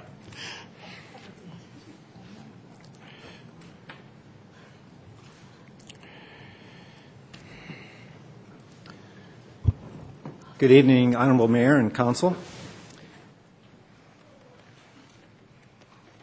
The long-range financial plan involves a number of chapters, and we've had several presentations already dealing with revenues and expenditures, the operating costs, drainage. I know that was one of your favorite ones. And then now we're dealing with city facilities. And coming up next will be the chapter on transportation. That will be on April 11, hopefully. And then hopefully after that we can get into the open space, parks, recreation, and trails portion, followed by fiscal policies and strategy recommendations. There are a number of challenges with the city facilities. The number of city staff members have grown at the same rate as the population grew in the city. And the reason for that is it takes additional staff members to serve additional residents. And, you know, the major area of growth would be in public safety with the police department. As population increases, the number of calls for service increase. And as the number of calls for service increase, you need additional police officers to be able to handle that. What we see currently is that the Civic Center, at least in certain areas, is at or nearing capacity. This facility was built to address a need that existed back at that time, and that was there was overcrowding in the old City Hall. At the time when the budget was put together for this facility, we realized that it was going to be a challenge because we couldn't add in a lot of additional space for growth in this facility because the budget available at that time just did not allow for it. We have a similar situation with the recreation center. It's at capacity, both in terms of staffing and programming areas. The municipal service center has limited capacity for growth as well. In terms of census data from 2000 to 2010, our population grew at an average of about 12% per year. The total was 118% for 10 years. The C3 Vision, the comprehensive plan, estimates the population growth for the next 10 years will be a little under 2% per year. So we'll see how that corresponds. With the down economy, that may be a good realistic estimate. I'm a little concerned that in the later years it might not be realistic in terms of the later years if we have growth bounce back here in Commerce City. And this has been a high growth area since the late 90s. This is a comparison of the population to city employment. The kind of purple, reddish purple line is the population of the city. and that's the left axis there. The right axis is the number of employees, and that's the blue line. You can see it increased until 2008, and then it decreased for 2009 and decreased again a little bit for 2010. So that's what I was talking about in terms of number of employees pretty well tracking population growth until the last 2 years. The challenges with the police department facility is that it's pretty well at capacity right now. And so that is really the primary space needs driver for the Civic Center. As I mentioned before, police staffing is driven by calls for service. That number of calls for service tracks with the population. The police have a goal of maintaining patrol unobligated time at 50%, and that's to allow community partnerships in policing. So when I say unobligated time, that means time beyond answering calls for service. There's no room for additional police department employees within the current configuration of the existing floor space. We may be able to squeeze some in, but again, that's going to take a reconfiguration of that floor space. The recreation center challenges, it's at capacity. We have expanded into the Contra Community Center with staff members, and that was not the intended use for the Contra Community Center. There's no room to accommodate additional staff without reconfiguring the space utilization, and I'm not even sure that we would be able to reconfigure the space to be able to accommodate more staff because people are jammed in that tightly now. Just a personal opinion. Municipal Service Center, it has limited space. The 2009 Municipal Service Center Master Plan report calls for building a high-pressure wash facility, and that's to address environmental concerns. Covered storage, and that's to conserve our resources, basically. That would be involved with the equipment currently stored outside, and just storing equipment out in the elements is tough on it. Sand salt building, and that's to reduce negative environmental impacts and also to conserve the resources. We have a temporary fabric cover for salt sand, but again, that's not a permanent solution, and it's probably at least halfway through its life. Yard paving, again, that's to deal with environmental impacts, and then automatic entrance gates to deal with security. Options for public safety, the focus is on public safety needs, and so by 2018, there's a need to build a North Range police substation, which could also house other city staff. For example, there's the potential also to locate with other civic purposes, whether those are fire, library, community center, that type of thing, but also administrative staff to alleviate the need for residents in the north area to drive down to the Civic Center here to obtain service. There is an alternative, and that would be to build an addition on the Civic Center, which would be just large enough to house additional police department employees. Another alternative is a new centrally located Justice Center, which would allow non-police staff to take over the Civic Center. There's an alternative to build a new city administrative building, allowing police to take over the entire Civic Center. So a lot of different options, and there may be more than what we've thought of here. The preference from the police department would be to construct a full-service substation in the Northern Range, and the reasons for that is it offers better service to the Northern Range, it reduces the response time, reduces officer driving between the Northern Range and the police station in the south, here in the Civic Center. Here are the option costs. First couple comments, construction timing may be adjusted, and all of the estimated costs are in 2010 dollars. The option for the North Range substation is estimated at $10.1 million, with a targeted goal of construction in 2018. In addition to the Civic Center, which would be more limited in use and would be a smaller footprint, smaller square footage, would be $4.5 million. Again, the same target year for construction.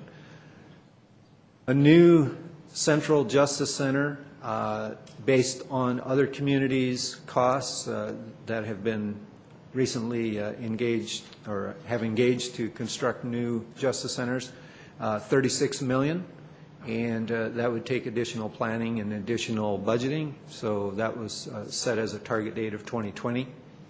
Or a new city hall, and that's a simple, wild, scientific approximate guess. And that's $32 million, also set for 2020.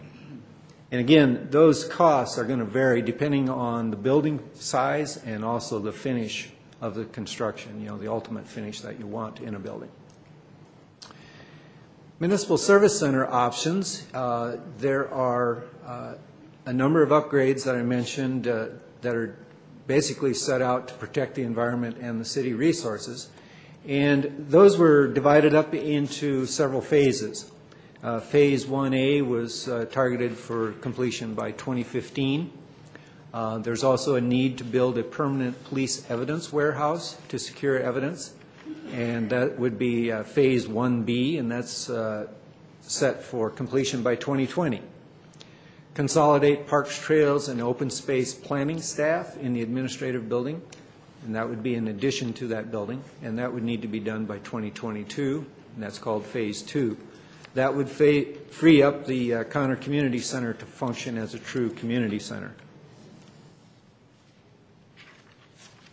The specific recommendations in the master plan would meet those needs. The only unknowns are the funding sources and the timing. They would prefer to do all the work at once. That would minimize their disruption and also basically achieve an efficiency of scale. But you could also bid the work as a single project, but then phase the actual construction over several years. The option costs for that, again, same two caveats. Construction timing can be adjusted. The construction costs are in 2009 and 2010 dollars. 1A, Phase 1A would be $2.3 million in present dollars. 1B is just under $2 million in 2020. And then Phase 2 would be $3 million by 2022. There's also a call for a maintenance satellite facility in the North Range. That's estimated at $20.8 million in present dollars and targeted for 2025, which would be beyond our long-range financial plan outlook. And that project could be phased, can be broken up into multiple phases. The recreation center options, really there's a need to make decisions within a year to solve the crowding condition that's going on there for both added programs and staff. We're okay this year, but we need to start making some decisions by next year. So we may need to arrange for temporary space. There's the option of expanding the existing recreation center. There's the option of expanding the civic center and moving some staff over here. There's a possible move of staff to the civic center if there were a new justice center built. There's a possibility of a new recreation center in the northern range, which would allow staff to be moved from the existing rec center. There's also the possibility of the police substation allowing administrative offices, which would allow Parks and Recreation staff to move to the North Range. Again, a lot of different options. Some may be desirable, some may not be. So a summary of all of that, number one would be to find office space for Parks and Recreation. Second item would be to design and fund Municipal Service Center Phase 1A expansion. Third would be to design and fund the police substation. Fourth would be to design and fund Municipal Service Center Phase 1B, which would be the police evidence warehouse. And then after that, design and fund MSC Phase 2, and then MSC Phase 3, which is that northern satellite facility. So trying to consolidate that into what could be a potential list of plans, I did that on this list. And again, the same two caveats apply. Construction timing can be adjusted, and the construction costs are in last year's dollars or the year before. Again, listing those out, Phase 1A for Municipal Service Center probably should happen first, and then the police substation, and then MSC Phase 1B, and then Phase 2 in terms of this long-range financial plan. Now, of course, there's an impact on city operating costs, and that is the ongoing operation and maintenance. Whenever you add a facility or expand an existing facility, there are going to be additional costs. So the average currently is estimated at $5.60 per square foot, and that's based on existing city facilities, and that involves energy, utility costs, as well as maintenance, cleaning costs, all of those type of things. I did not apply that to a potential new recreation center because it's a different dynamic with a recreation center. You also have the operations going on in the recreation center. So it isn't a dollar per square foot type of basis. It's more in terms of type of program that are offered there. And based on our existing recreation center, if we built a new one with no pool, then the ongoing annual operating costs would be $550,000 estimated. And if it were built with a pool, then the estimated annual cost would be somewhere in the neighborhood of $8 million or $800,000. Sorry. Here are some potential funding sources. General fund, one-time tax revenues, which again is general fund, but it's not the recurring revenue. There's a possibility of setting up new fees, which would be an offset to the general fund. Stormwater utility fee is one option. Refuse collection fee is another option. And what that means is that revenue would go into the general fund to pay for those services, and that would free up money in the general fund that then could be used for construction of these facilities. Again, these are options. Recommendations for the facilities chapter of the long-range financial plan. One would be to adopt a phasing plan for the city facilities. Second one would be to identify funding sources. And then the third is to start setting money aside now for future construction. And what we ask of you is that you be prepared to discuss trade-offs when we get into the chapter on fiscal policies and strategies. The upcoming chapters for the long-range financial plan will be transportation and then open space, parks, recreation, and trails, followed by the fiscal policy and strategy recommendations. So the next two presentations are on capital investment, and then the final presentation will deal with the balance between capital budget and operating budget and really get into council priorities at that time. Any questions on that or comments? So we're not asking for any action tonight. Mr. McEldowney? Thank you for the update, Mr. Tinklenberg.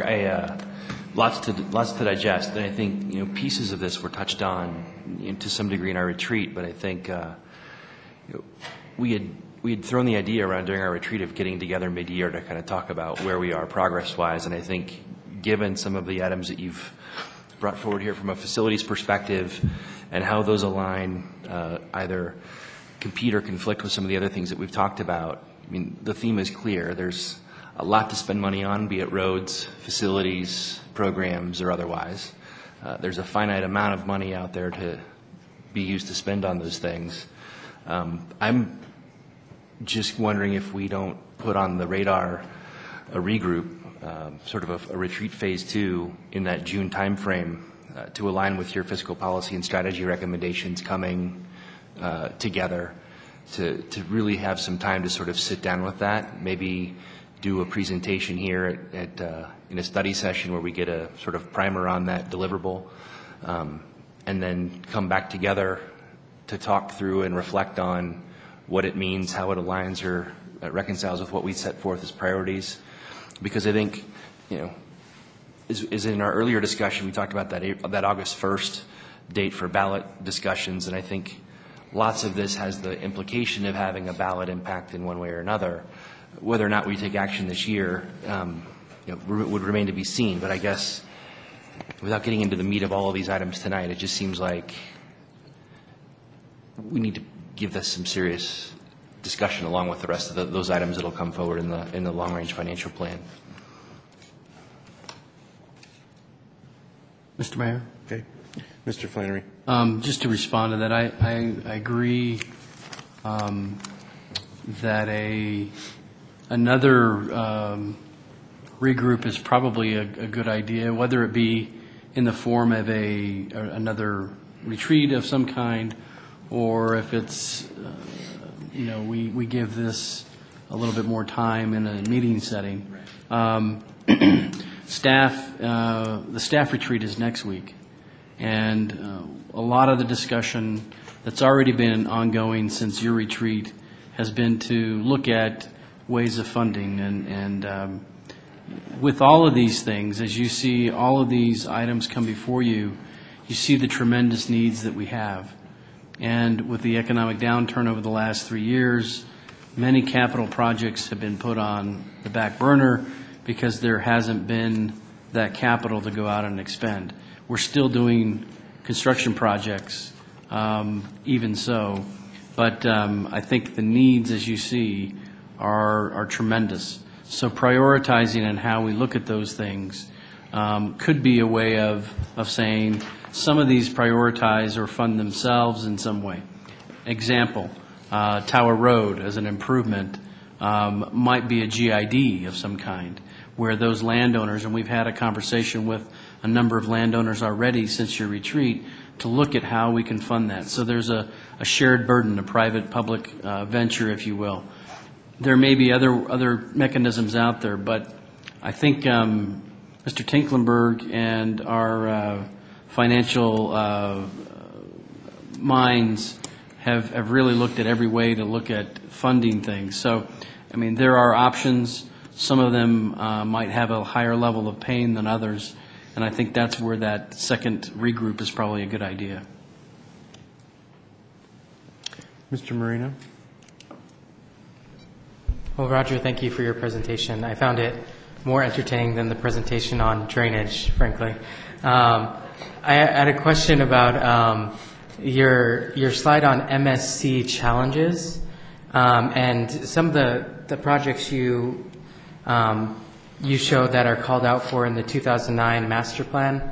Are those included in the expansion costs, or are those in addition to? Those are addressed in these expansion costs. Okay. Yes. Great. And I guess I just, I don't feel like I have a great understanding of, the high-pressure wash facility and the use that it'll serve. If you could go into a little bit more detail about that. Okay. This is always dangerous when you have a finance director talking about public works facilities. But what I know of it is that you need to be able to wash equipment in a way that's environmentally safe. And so if it's not a properly designed facility, then you can have what's washed off, that wastewater, getting out into the environment rather than into contained facility going into the sanitary sewer where it belongs. Awesome. Thank you. I guess, those are, that's the kind of information that I find helpful, so I would support, sitting down for another in-depth kind of look at this and figure out, like you said, what we need to trade off in order to be able to fund all of these things. So I think that's a great idea that was brought forth by Councilman McEldowney. Ms. Carson? Roger, I'm sure you know that I had called Mr. McBroom about Parks and Rec. And so are you going to present to us next week? I called him about us having a designated amount of money, whether that, whatever fund that comes out of, whether we put on a ballot for citizens to increase sales tax by 0.25%, but something that is designated money that goes to Parks and Rec from now on. Because I don't know how else that we can go forward with having facilities that fit the needs of the community without having a designated fund source for that. So I don't know if that's coming next week or... Actually not. Next week, I won't be around. Okay. But 2 weeks from now is the scheduled presentation on transportation, and then parks, trails, open space, recreation will be after that. Okay. And so tentatively, towards the end of April or early May, I'm not sure. I don't think that schedule has been set yet. Yeah, that is the number one complaint that I get from citizens that I represent, and even some that I don't represent, is the lack of having some of these facilities not fitting within the needs that they need, or the overcrowdedness or whatever. I don't know how we're ever going to connect our trails to one another. You can't just keep hoping on builders now, and so I think in the future we need to figure out how it is we as a city can supply this, and so I think we need to get a designated fund source. So thank you. Thank you. I don't see anybody else, so I just had a couple of questions. Justice Center, is that a new courtroom, or? That would be police station and courtroom and court staff facilities, yes. Okay, different than what we have here? Yes, but again, you know, okay, I know it's all just out there. Yeah, it's just a concept as an option. New City Hall. When you bring that up, why would we go to a new one? Didn't we have plans that this one could be expanded from the plan that we're in now? Yes. This facility has room, particularly it's easily expanded to the west. That's what that open space is to the street. Okay. We also have an additional 15 acres here where we could build another facility if we need to, or expand this facility. But on this campus? Yes. Oh, okay. Then I missed that part. And then this is just a question. Would it not be better to have the evidence warehouse here rather than MSC? Don't we add another distance for things to turn up missing? I would have and to... I'd rather you didn't go to the chief on that. Okay. It's just a question that I have, right, because it just puts one more place in it. And I hope that we're going to look at that, because, you know. I suspect it came out of the fact that there is police evidence being stored now at the MSC in secured units. Right. However, it's a space issue, but I think you're Certainly absolutely is. right. From a logistics standpoint, it would make more sense to have it with the police headquarters, wherever that is, and currently that's here. Okay, okay. It's the only question. You did wonderful, sir. Some things just keep popping into my head. Thank you very much. Thank you. Appreciate it. Mr. Flannery, do we want to, I guess we do administrative first and then we'll go into legislative. Administrative business, this is not reports, this is something where you're looking for some advice or something from the council or something that you need to have taken care of. Mr. Mayor? Mr. Flannery. Can I pick up where we left off? Are we not under done? Citizens Communications? I'm sorry. I didn't get a read on if the council wanted to bring back next week the Rocky Mountain discussion, or if we wanted to have that meeting sometime later after we met with the Congress members. Coming out of D.C., Mr. Cordero is outreaching to both of those offices to set up a discussion. Now, as Mr. Benson mentioned, that has been ongoing. That meeting has been ongoing for the last 2 times we've went to D.C. So for whatever reason, we leave D.C. and they say, let's get together, and that hasn't happened. Now, I'm sure there's reasons for that. But we're going to try again, and we hope that that meeting will occur. But if it doesn't, I just wanted to have that out there. So if you want to bring this back next week in some form, that's one thing we'd like to know. If it's to hold off until after we meet, that's another thing. Mr. McEldowney, is there a comment on that? I think given the fact that a fraction of the council was present in the meeting that occurred in D.C., it would make sense to have a whole council discussion on the subject prior to any meeting with our elected officials. If next week would allow for a better, more constructive discussion, then I'm open to that. But I think that before such a meeting gets scheduled, that we need to have a discussion so that this council is all on the same page, not just the subset that was present. Mr. Bullock. In our meetings with our delegation out there in Washington, one of the things that was brought up is that the naming or changing the name of any facility, federal facility, is a different process now. The name on the visitor center right now is the name of the visitor center.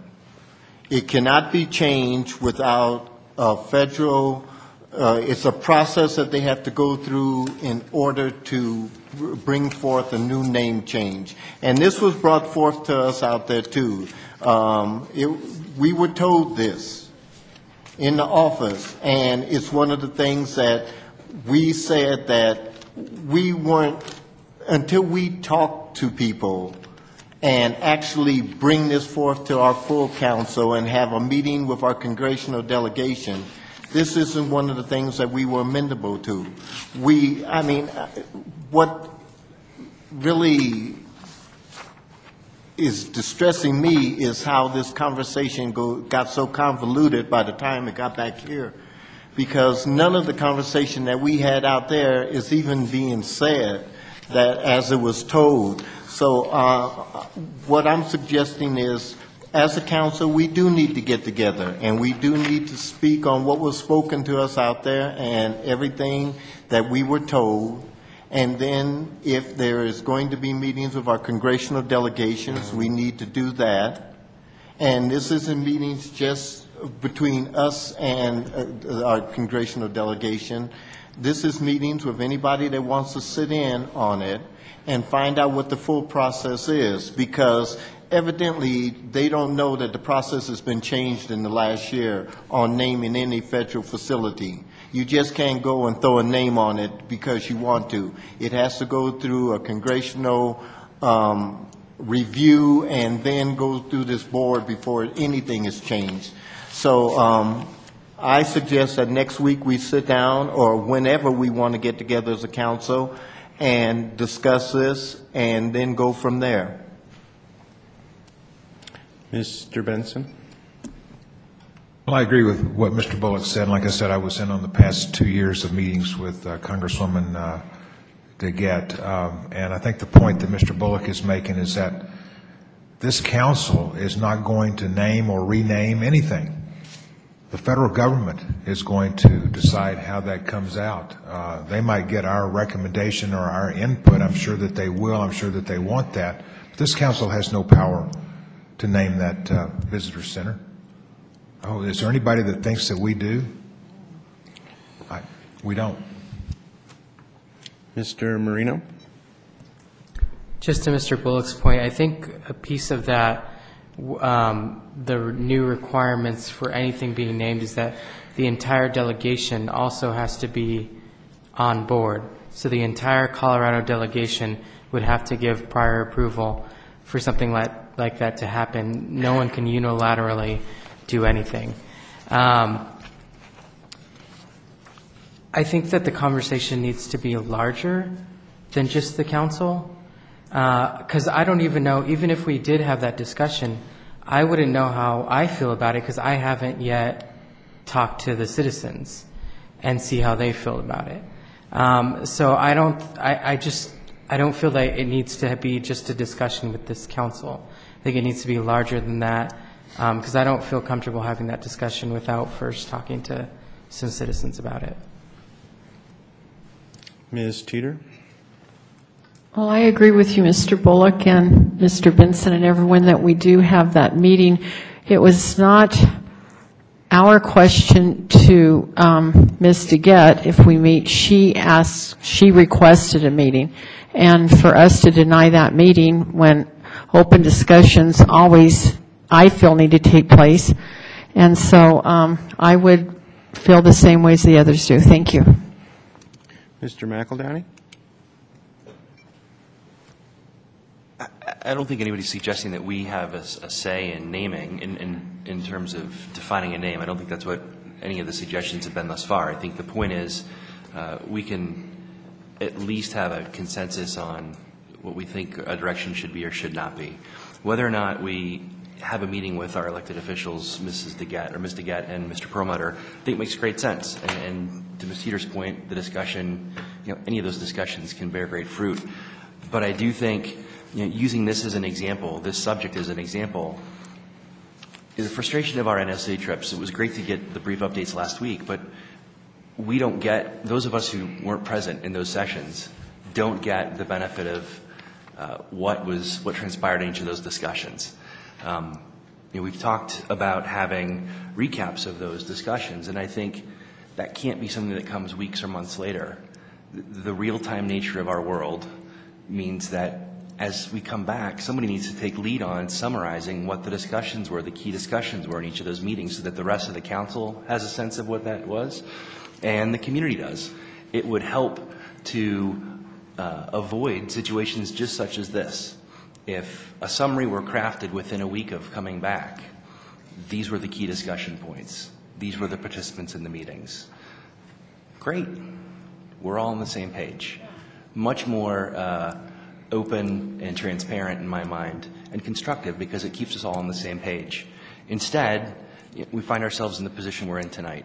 I think the key here is we just need a smart, coordinated way forward on this subject.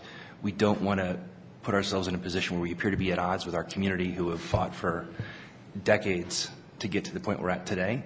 And as to the question of what the motivation is now to have this discussion, we're getting ready to have a grand opening of a facility that's now built. The preceding discussions, as far back as 2007, that I participated in were, conceptual. We hadn't had a plan yet. We didn't have land yet. We didn't have a building. There's a building. It's a physical space. You can see it off in the distance now. So, yeah, there's a great, I think, interest in having decisions made, because it would be great to have names tied to this thing as it opens up. So, do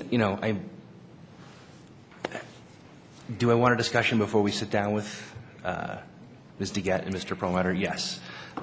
What the ultimate outcome of that discussion is, just getting us on the same page conversationally. I think the need to have a more expanded discussion and involve folks that have had an intense interest and an intense involvement in this effort for years is absolutely critical. So get us on the same page, make sure that we facilitate discussions at a larger scale with the right folks, and help guide where we can, and not just be subject to a decision by another. Okay. Mr. Flannery, what I think I'm picking up, and please counsel if I'm picking this up wrong, is maybe for next week or whenever it comes into the thing, that you're just going to start the discussion with council and try to narrow it down to where it's going to finally get to our legislative people. You bet. Does that sound, nobody have a problem with that? Does that work? And you understand where we're headed then? Terrific. I have two items, and one of them I'm going to try to hand off to somebody because it is taking entirely too much of my job. Food for this council on Monday nights is becoming a bigger problem than our budget. What I would like is for somebody to take, from council, to take the lead on this. Let me tell you what the small challenges are. There's a minimum delivery of 3. Even with the extra money that you put in last time, it's not going to get you any different food. It's going to just get you more of the same.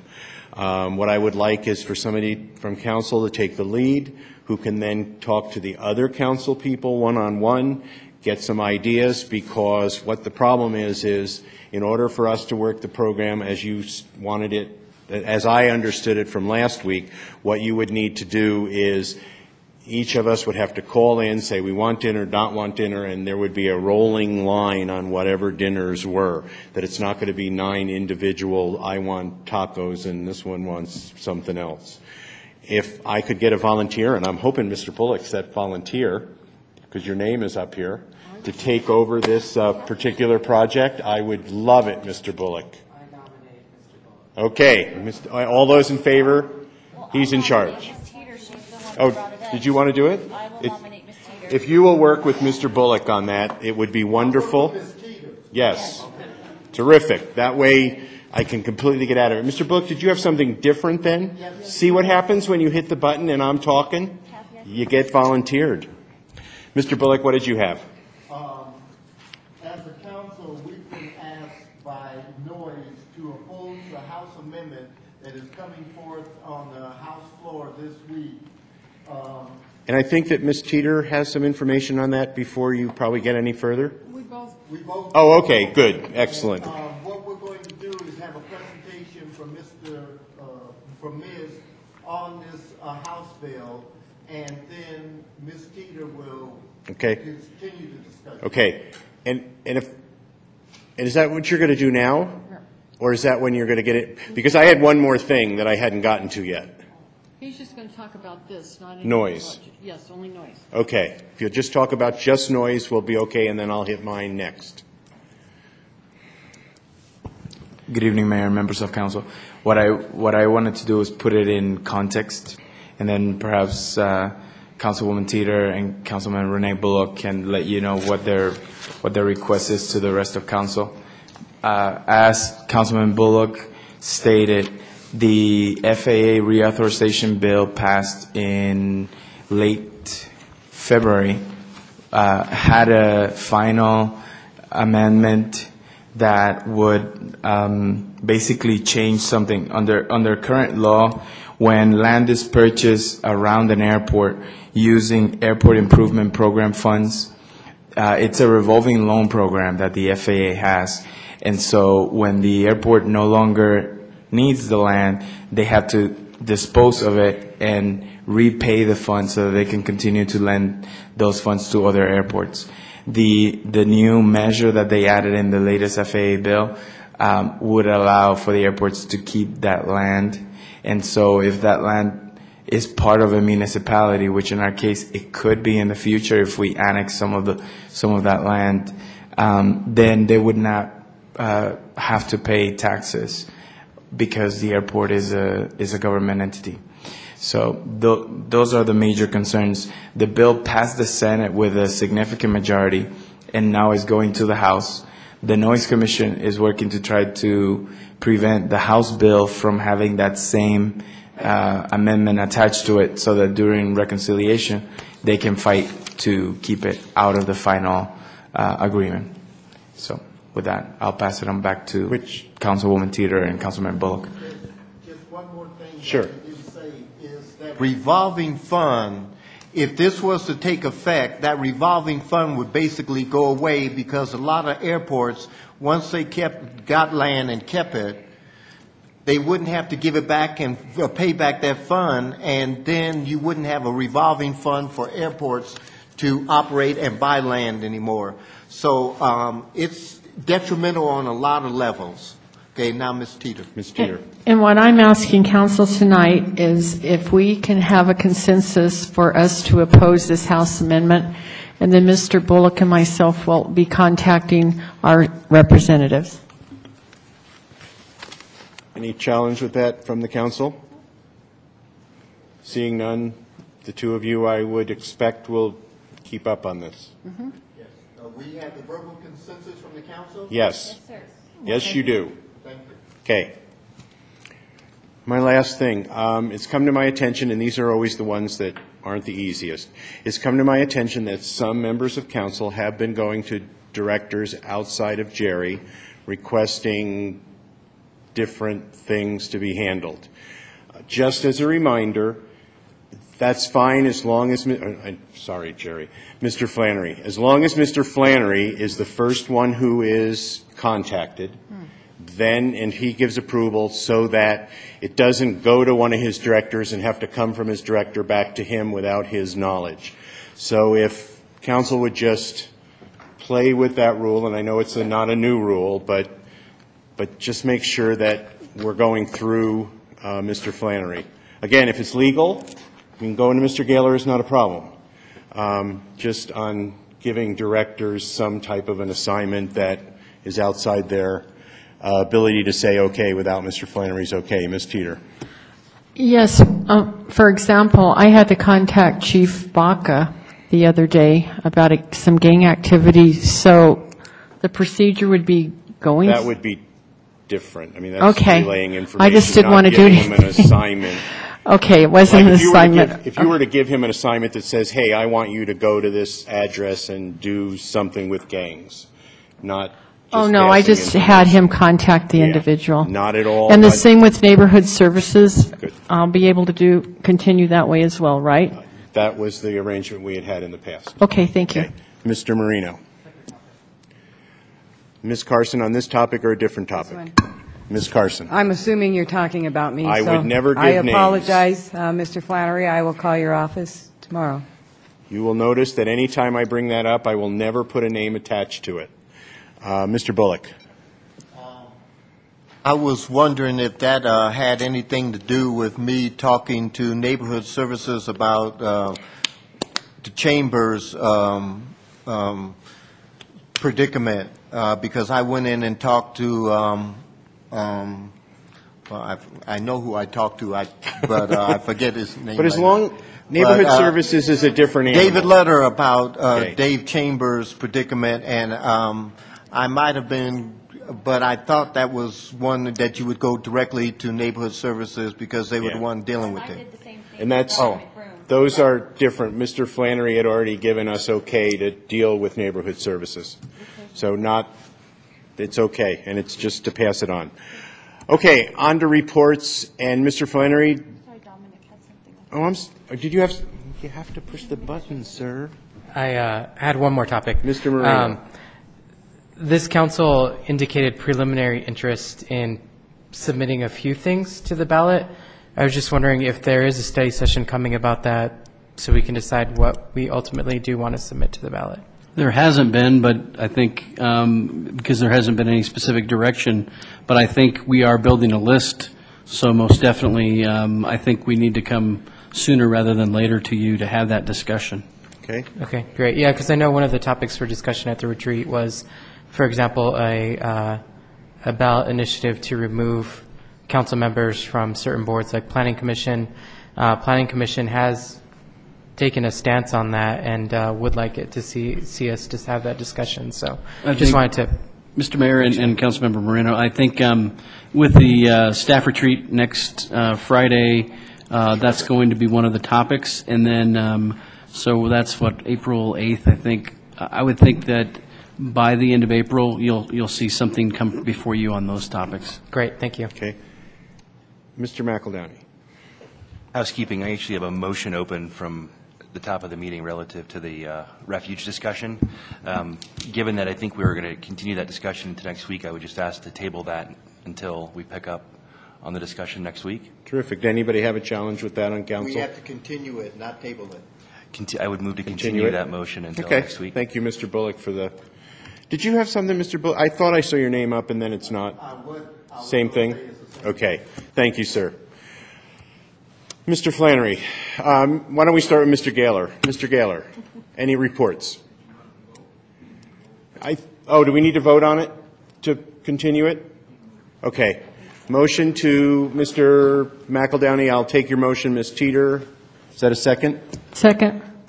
All those in favor signify by saying aye. Aye. Opposed, the same? Good. Move. Pass. Thanks. Mr. Gaylor or Mr. Flannery, whoever wants to go first. I'll make it easy. I don't have anything to add. We love hearing that. What we said tonight. Thanks. Mr. Flannery. Thank you, Mr. Mayor. I wanted to mention a couple of, I would say, significant meetings that I went to. Last Thursday, Mr. McBroom conducted kind of a branch from the Developer Business Summit, and it was a large landowner meeting to discuss topics that came from the Business Summit, such as code enforcement, as well as looking at possible solutions to funding, as I mentioned, looking at possible GIDs or other funding mechanisms to implement some infrastructure to encourage development out on Tower and E470. Then this morning I introduced the facilitator as well as the staff at the Parks and Rec Department for a senior retreat. You may recall that we talked about having a senior retreat. The staff came up with some ideas along with Mr. McBroom and myself to make some improvements. So that discussion happened today, and I think it's the first of a couple. And that's running parallel to the discussion that you have all had on the summits to address issues that the seniors have. And then lastly, I wanted to thank specifically some staff members, Mr. Cordero, Ms. Halstead, Ms. Morris, and Lynn Hollowell, for their help on getting the German Fellows organized and to the right place at the right time. I think the report back from them was that we had them very scheduled, and they didn't have much free time, but they really learned a lot, and we had them go in a lot of places, and they really enjoyed coming before you and addressing you. That was a rare opportunity for them in the U.S. So thank you, Mr. Mayor, members of council. Okay. Is Mr. Cordero next? Or is there a report on legislative tonight? I don't believe he has a report. Okay. We'll go to reports. Ms. Snyder?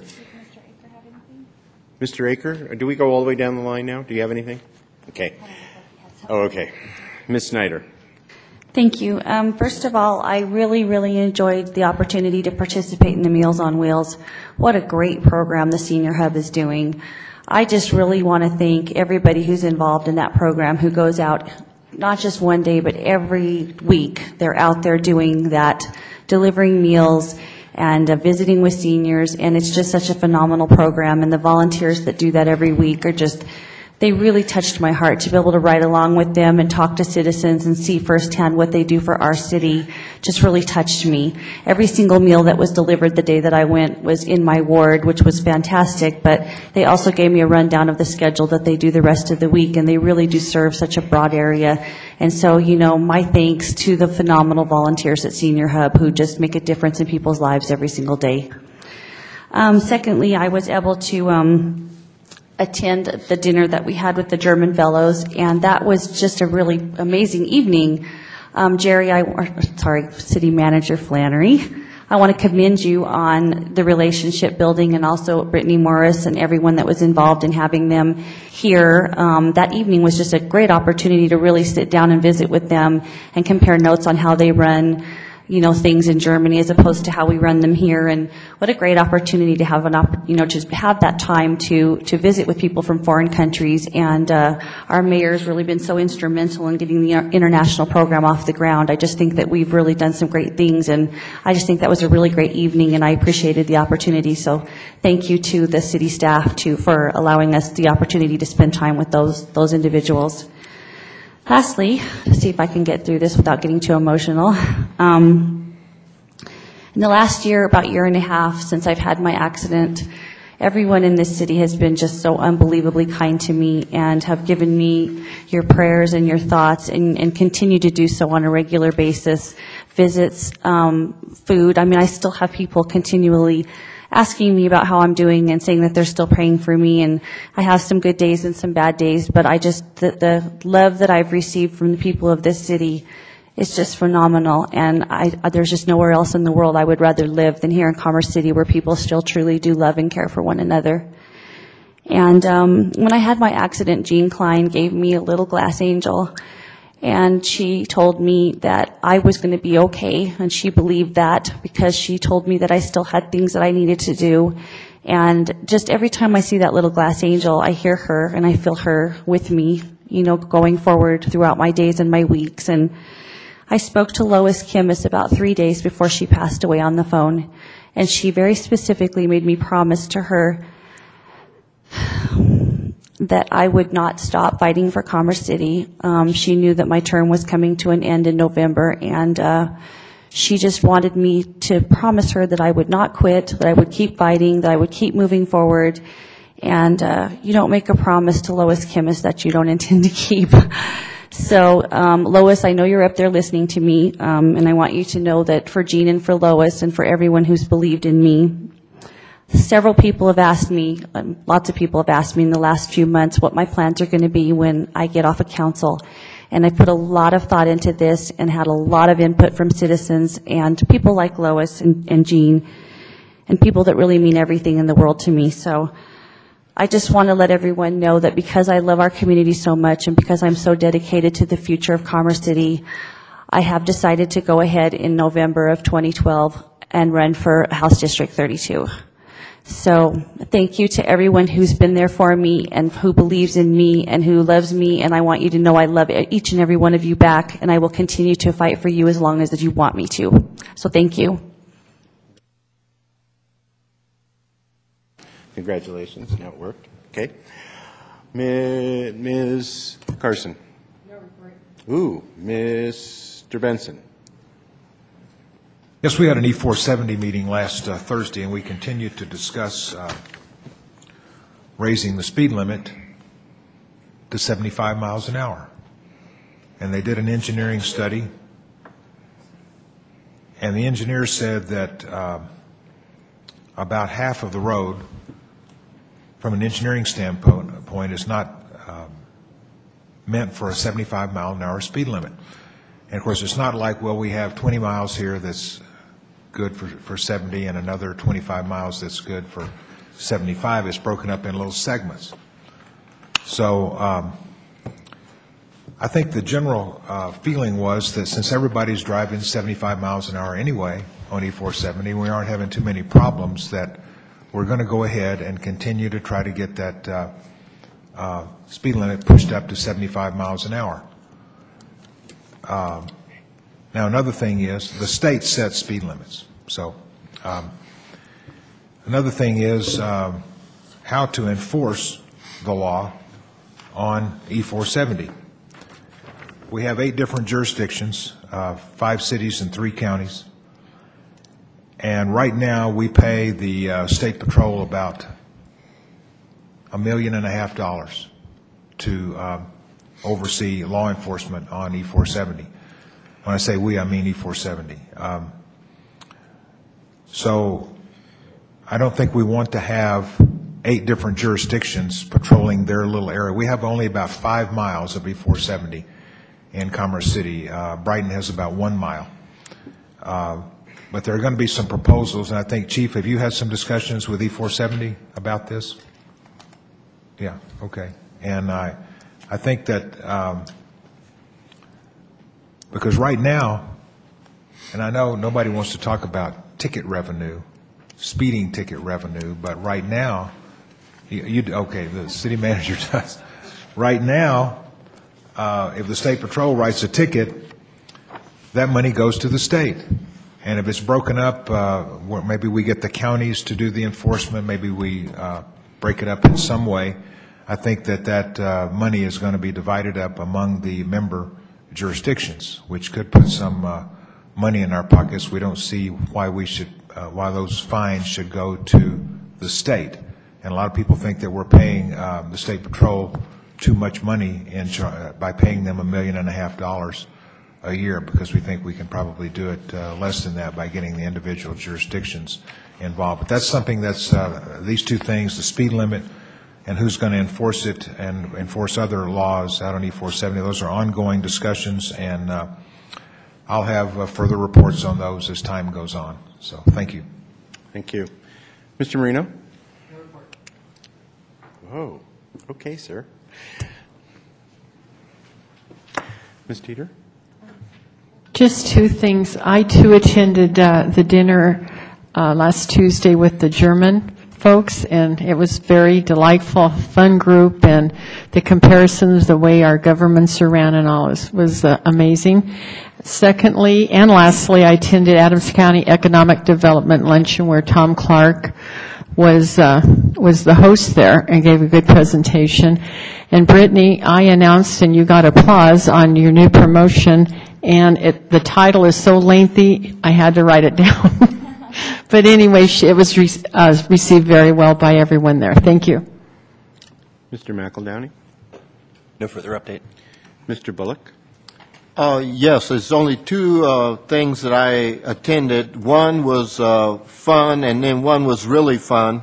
The really fun one was on Saturday. They had Adams City High School alumni party over at Bar Louie, and you would not believe, when we first got there, we weren't thinking it was going to be attended to well, but by the time we left, there had to be at least 300 or 400 people there, and the oldest that I saw was a 1969 graduate, and the youngest was a 2008 graduate.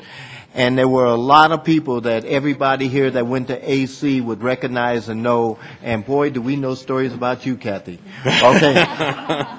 Now, the other thing I attended today was the governor's bottoms-up economic development initiative. Brittany and her economic development staff was there. The mayor was there. I was there. And they start off in the big room and they give you this presentation, then you break off into little rooms according to counties. And all 9 counties were there. And so each room had a county in it. And our Adams County, they must not have expected too many because they only had about maybe 20 chairs in there, and they had to bring another 20 in to accommodate everybody. But one of the things that was discussed there that really was interesting to me is, and it went back to an email we got from Mr. Wayne LaCrue last couple of weeks ago about the entryway into the city and how after you pass under 270, it's nothing but weeds and Jersey barriers all the way through. And it's not us. That's CDOT. That is all CDOT. And we were discussing, okay, how can the state help us? Well, the state can help us by giving us money to make that look better, this corridor look better, or either come through themselves and clean it up. And it was mentioned that the new director of CDOT, Don Hunt, has come and told all of his people that he has a new direction where he has a policy of yes instead of CDOT's old policy of anything you ask them for, they just say no. So we're going to see how that works. We're going to test it. And we're going to see if we can actually ask them for money to develop that corridor that comes right down there through 60th, because most people see that as a corridor to just keep going through because they see fast food, Jersey barriers, and weeds. And the weeds aren't that bad right now because they're all dead, but give them another 2 months and it'll look like trees growing alongside those Jersey barriers if CDOT doesn't cut them down. And if we cut them down, then they don't want to pay us for them, and they thank us for it, but it's our expense. So we're going to try something new and beautify our city with CDOT's money. But I'm going to let the mayor also speak on that because he had a lot to say. Matter of fact, he was the first one to speak in our group. Mr. Mayor? Sir, thank you. It was really nice to see the representation that we had from Commerce City there. That was so nice. And yes, I was first, and it goes along with my reports because we met with some people from Precast Concepts who do concrete whatevers, all kinds of concrete stuff. I'm sorry? Culverts and all kinds of things. What's happening is the plastic industry has decided that if they snuck in a couple of rules, they could misinterpret the rule so that plastic pipe will be okay, and some of the places that concrete's really the only thing that works. So that was one of the things I brought up to ED is plastic's not even made in Colorado for these particular things, and concrete is big industry here between aggregate and concrete and everything else, and we need to protect some of our businesses here, especially when we have a better product. So that definitely came up this afternoon, and it just seems like Renee and I were probably the biggest voices there, I would think, except for Brittany, talking about what's important and how we're going to bring business here and doing all that things. And I'm really impressed with the new governor right now because he is reaching out. Now it's going to be up to him if he takes the information that we all give him and do something with it. So it's now going to be back in his court, but I've got to give him a lot of credit for going out there, listening to the people at the bottom who are actually at the roadway doing the work. because we're the ones that can pretty much tell where it is. Outside of that, it was really nice having the Germans here. I just absolutely love all this international stuff. And just going along with it, I had two Chinese meetings already with Metro mayors. We actually have the mayor of Erie, Joe Wilson, in China now, making some contacts with some of the people that we've been emailing back and forth with. And also Mayor Larry Hart's he met with a whole lot of the people in Washington, D.C., and those contacts are working out. And what's happening is the contacts he's made have now brought other people in, and we've probably got 10 or 12 different groups now that are trying to get involved in this Colorado thing that we're trying to pull off, and it's just going to be terrific. I am so impressed with how everything is going and how these other mayors from the metro area are definitely getting involved in it. The other things that I actually got involved in this week, some of them were legal and some of them were not, but I was a judge for the Rocky Mountain Classic debates that were down at CU Denver. If these are the kids that are going to take over the world, I can sit back in my rocker and not worry. These kids are sharp. They're from 14 to 17 years old, and they're debating current events and world economies and all kinds of stuff, and they've got a handle on it. It was so good to see kids in that particular place where they're the good kids. I mean, these are the kids, and they're probably a representative of the majority, but we don't see them enough. It was wonderful watching them, and it's hard not to smile when they're doing it because they're so good and they're hitting all the right points. Adams 14 Mariachi Band played at Outlook Point up at 120th and Jasmine. I can't remember what Cross Street was up in that development there. They were phenomenal. It was really nice. That development has really been doing a lot of work trying to get people into their development. They figure they're going to sell between 30 and 50 homes out of that development this year. If every builder did that, we'd be doing pretty well. I already mentioned we've met with some people from Precast and being at Governor Hickenlooper's thing. The last thing is, second to last, I got an email from Jocelyn Hernandez, and she's 8th grade at Adams City High School. That doesn't seem right, does it? 8th grade? She's got to be 9th grade. But she's trying to go to the People and People program overseas. She's looking for money. Mr. Flannery, I'm going to give you this. Maybe we can invite her to come and talk on what she's going to do and see if we can get somebody out in the audience who's willing to help her. These programs are really good to build the confidence of these kids. The challenge is they wind up having to pay for it all. And sometimes that's hard, especially if you don't come from a wealthy family. The last thing is I want to thank Mayor Pro Tem Snyder because she's going to be in charge for the next 3 weeks. I'm taking 2 weeks of vacation, which, whether anybody believes it, I feel is well earned. And then as soon as I get back from vacation, I'm going to Seattle to be on a board with Mr. Marino and Mr. Flannery having to do with international business. I'm really excited about that, but the problem is I get back on Sunday, I leave at Monday at noon, and so I'm gone another week. So thank you. You are in charge. I am not going to be able to be reached. Where I'm going has no TVs, no radios. Well, there are, but not in a language that I understand. And, every once in a while I can get, if I go to one of those internet cafes, I can get through, but I try to stay away from them. Where are you going? Tell us. Mazatlan. So, Mr. Bullock. Tell them what you're going to do tomorrow morning. What am I doing tomorrow morning? I better look, huh? What am I doing tomorrow morning? No, next month. Oh, so if I show up tomorrow, You'll be way early. And please don't be there. Please. I'm going, oh man. And I want to thank staff for inviting me to it because it wasn't on my calendar. If there's anything else coming before this council, meeting adjourned, drive safe. Did I get everything? I know. It keeps turning up missing. I don't know where that hammer goes. Where does it go? I don't know. It's like there for 2 weeks. It disappears and then it comes back.